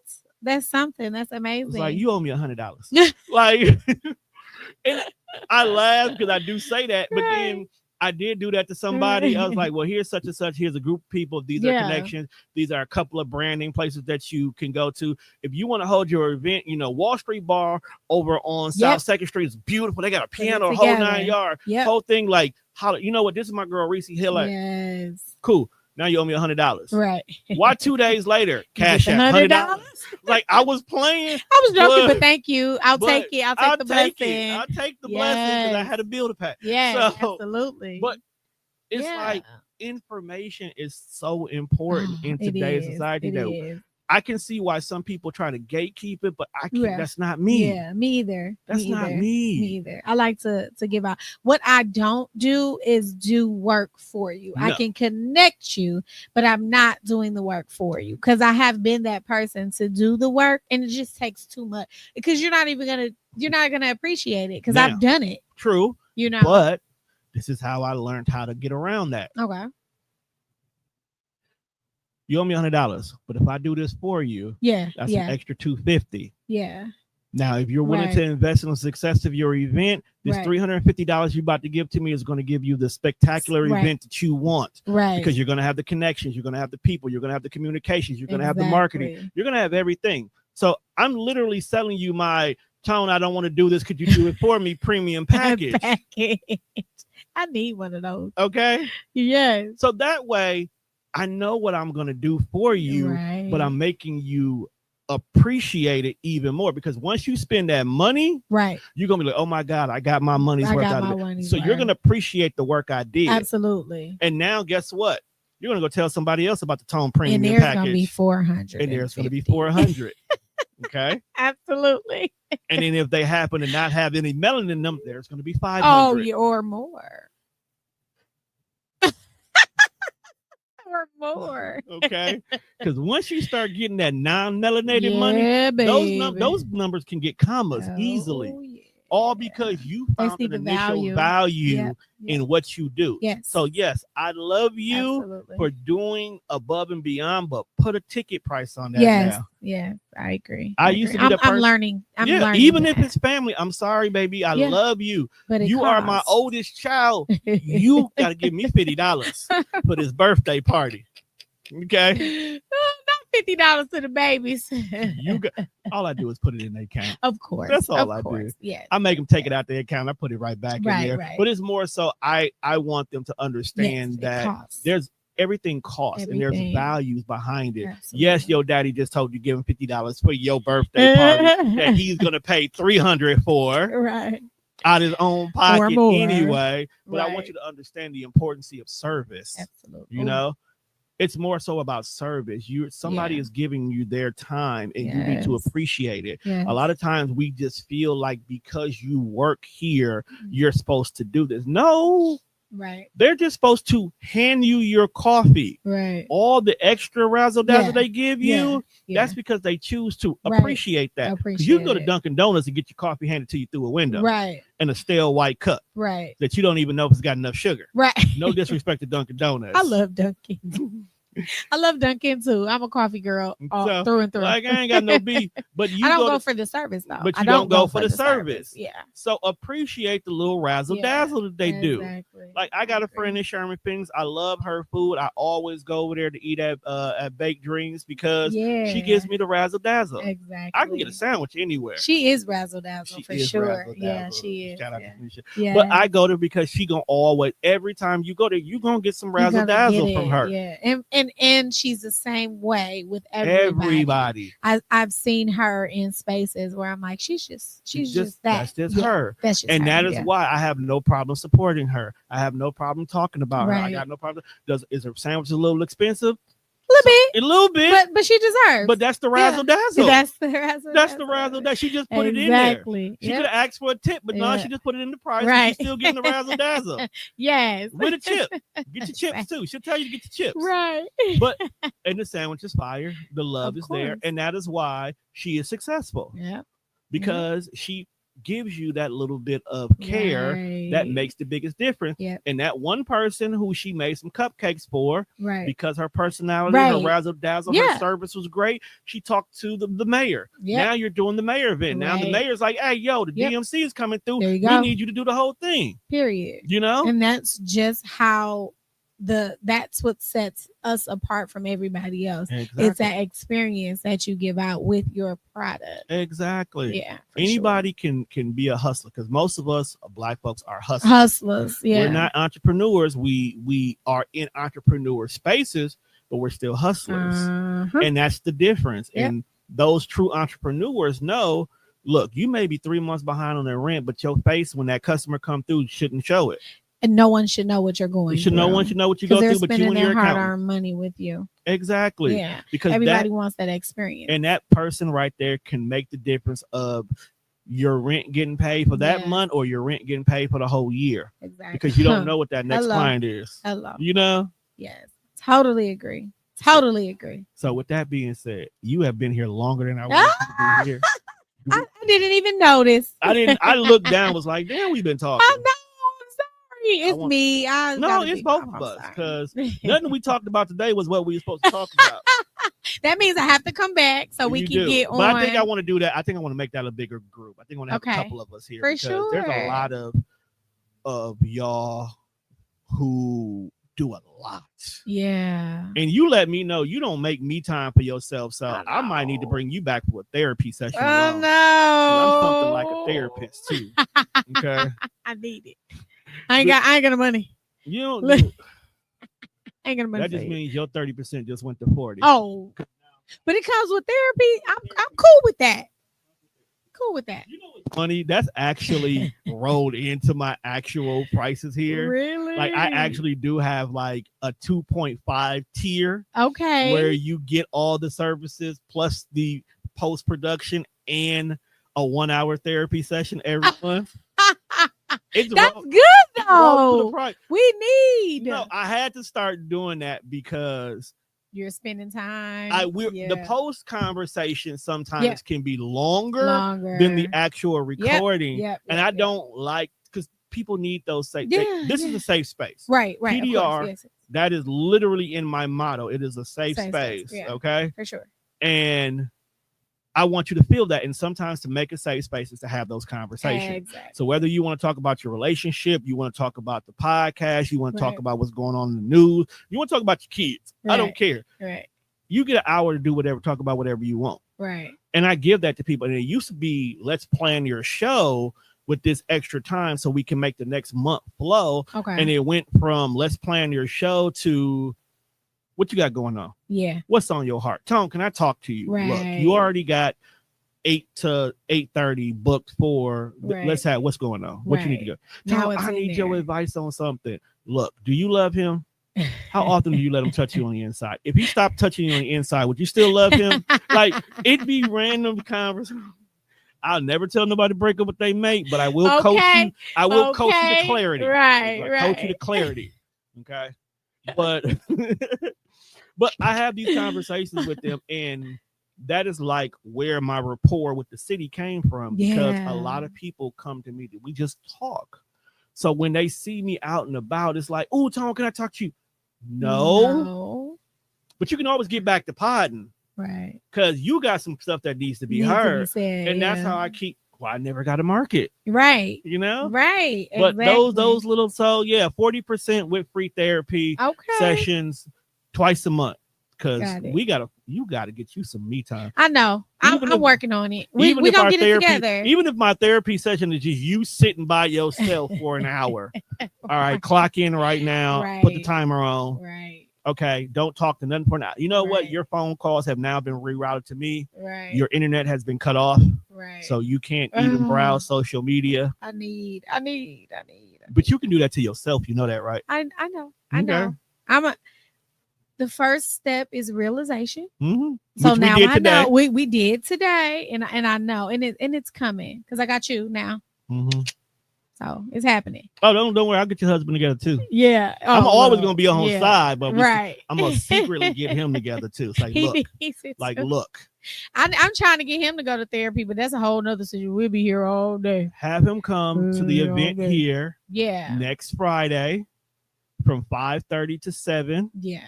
I got one person that was supposed to be coming because I told you that I was going to get somebody. All I asked for was one. I got my one. I don't know about my husband, but I got my one. It's a bi-weekly thing. Yes. So, okay. So it's not a one-time only thing. Because like you say, it's needed more than once. For sure. So we just want to come together and, have your husband come. Even if you just want to talk to guys about football, whatever we talk about, it's just a men's circle for us to not have to deal with y'all. Yeah. I'm gonna be calling like what y'all talking about now. You know how No. You want to hear the funny thing? The funny thing is because I sent it out to all my business besties first, the ones in the city. Mm-hmm. And then I sent it to a lot of the people on the network already. Then I sent it directly to men directly. Then I reached out to the actual men groups that I know that could definitely bring the men in, because getting the men here wasn't a problem. I wanted the men who don't think about it. That's the thing. Yeah. And that was my go-to. Like I got tons of male business friends who they can easily round up 6 guys and show up and we're here. I don't want them because I know I can always get them. You already have them. Here. I want the ones who, man, I don't need no therapy. This ain't therapy, my guy. You do. This is just us talking. This is us having a conversation. This is us literally getting away from the women folk. And I don't care if you come in, man, I'm sick and tired of my girl always complaining about the garbage. All right, my God. I too. Why do you think she so adamant about the garbage? Matter of fact, let me ask you a question, bro. Why is it a trigger for you? Like sometimes just having those conversations in the way that men talk, get them through most stuff. Yeah. You know? Yeah. And that's sometimes all we ask for. So I love that. If you can get him here, just maybe just hearing how it is dealing with an active woman. Working on it. I'm working on it. Sometimes that's all we need. Like, man, my woman is outside. She gets paid to be outside, but she's outside. She's outside. Right. Like, bro, how do I make her stay inside? Cut her phone off. Set boundaries. Put time limits. Put time limits on what she does. Right. Make her make a schedule for when outside consumes her life and when inside consumes her life. And I'm not saying these things to control you. No. But if he can understand, like, damn, maybe if I do have now the most important part is conversation is created. So you two have dialogue already, but not every man has dialogue. True. Because sometimes the biggest outlier in relationships is knowing how to communicate. So coming here and learning how other men communicate with their women may be like, all right, man, you know, Tone said he talked to his person and this is how they talk. Let me give it a try. Right. Well, babe, I know you busy right now, but a little bit later, can we just have a one-on-one conversation about some things I want to talk about? Right. And she may be like, well, I got such and such. Well, it's really important. You know, I would like to have this conversation. Right. And then maybe she'll stop. Well, what do you want to talk about? Damn, that worked. All right. Okay. So, like, and sometimes that's the first step. Yeah. It's the fact that I said it differently. Just having those tools. Getting the tools from the other guys. All right. So, I kind of don't like when you always be spazzing on me when you're around your friends. Like, I get you angry with me, but sometimes I feel like you may take it to another level just because they hear. Like, if you don't like something I do, just say that when it's just us. Right. Because that kind of embarrassed me. And when you do that, it triggers me. And now here I am. Now I got to turn up. Now I got to turn up because I'm being defensive. And now your girl telling you to break up with me when that bitch ain't got nobody. So, you know. Like, and sometimes them kind of, and she may be like, well, it's just when you do it, I just want to let you know that, like, you can let me know, babe, but just change how you say it. Because you would, what if I did that to you in front of Jeremy and them? Right. Well, I don't care about Jeremy.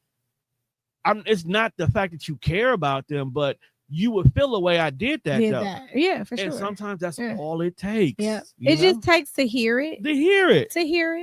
Yeah, that's all it takes. Yeah. And that's how me and the girls' moms worked through a lot of our stuff, because we sat down and we just said, I don't like when you do that. But and when we said it then, it'd be like, you just tripping. You just this, you that, you PMS, and you just, you know, I'm working too much. So, you know, that's just me being. You giving the answers for them. Right. And it's like, nah, okay. Why does it bother you? What you mean? Give me an example. And it's not that I'm trying to prove you wrong. I'm trying to lock in when I did it. Right. Okay. Yeah. You know what? I didn't do that because of that. I did that because of this. Oh, well, you know, I get it. You know what? I'll be mindful.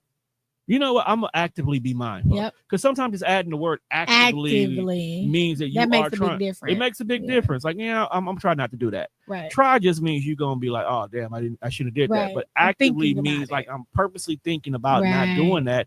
And that can make the biggest difference of whether or not you get head tonight or go a little bit further.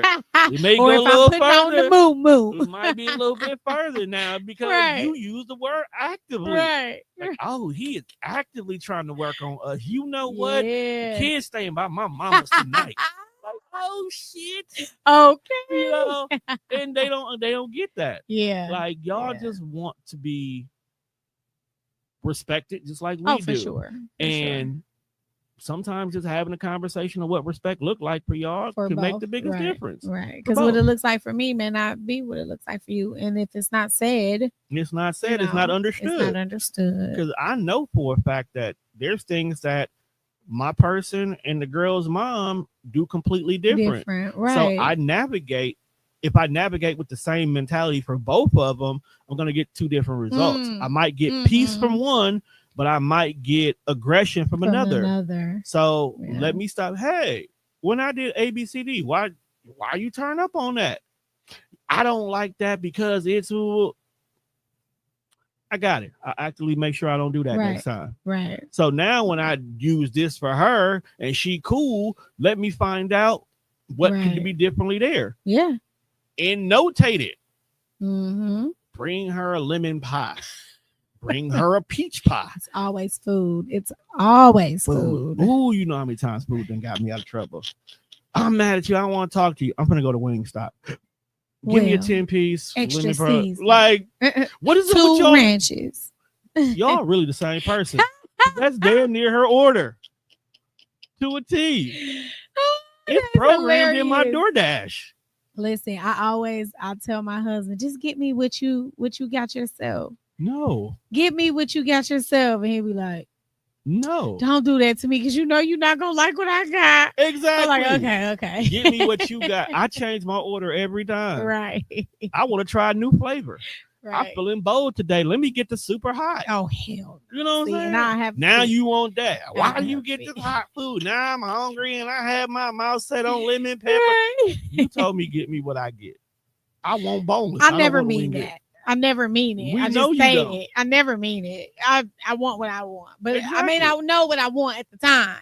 So don't ask. Just surprise me. That is why men, here's another cheat code. There are 2 ways to figure out what to get your woman who says, I don't know what to eat. Okay.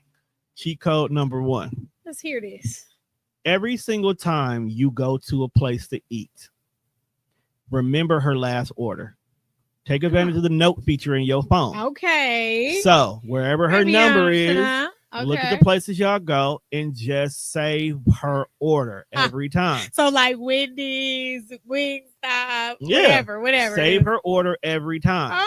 So when there comes a time where it's like, I'm hungry, what do you want to eat? I don't know. This is where cheat code number 2 comes into place. Okay. Yesterday, we had burgers. So you want chicken, tacos, or burger? I think I want tacos. Do you want tacos you make at home or do you want tacos you order? I want order. Do you want authentic or you want fast food? I kind of want fast food. Go back to your phone. Last time we went to Taco Bell. Okay, I'm going to order Taco Bell. Do you want a number 2 with the sour cream and blah, blah, blah? Yeah.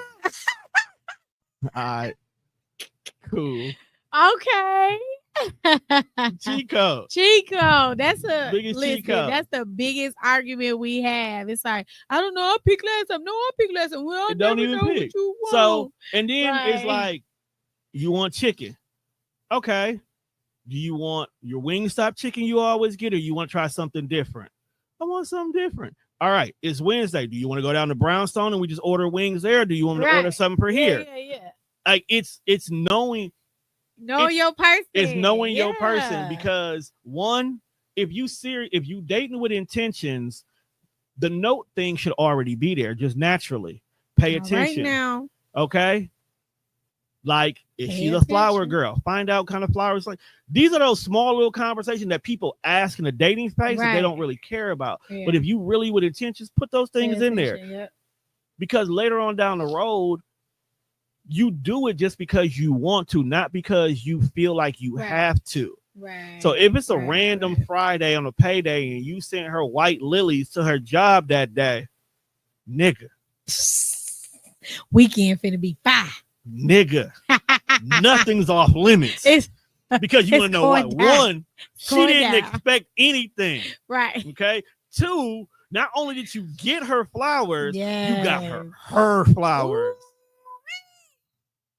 Nigga, y'all can be dating. Y'all go together now. Okay. That bonnet ain't coming on that weekend. She just letting it flow. When I tell you, this cheat code has gotten the conversation where I'm dating somebody. You know what? Even though we just whatever we doing, you make it really hard for anybody else. Like you winning. You Nigga. winning. Come to the mini event and I will give you more cheat codes. Okay. Or tune in to the Woman Whisperer podcast. Yeah. See, that's what I'm talking about. You thought I was gonna be Samuel. I'm helping niggas help y'all. Okay. Yeah, y'all might end up with your toes in their mouth. Just keep it up. But men, please don't put their toes in your mouth if they don't like that. You gotta ask first. You gotta ask. You gotta just do it. ask. You gotta have that conversation. You gotta have that first. conversation. Yes. It's very important. It's a very important conversation. Don't get kicked. Go ahead. With that being said, we've come to the end of this episode because me and her will be here for 3 hours. All day. And I gotta go get my baby. Right. I gotta get my babies. Okay.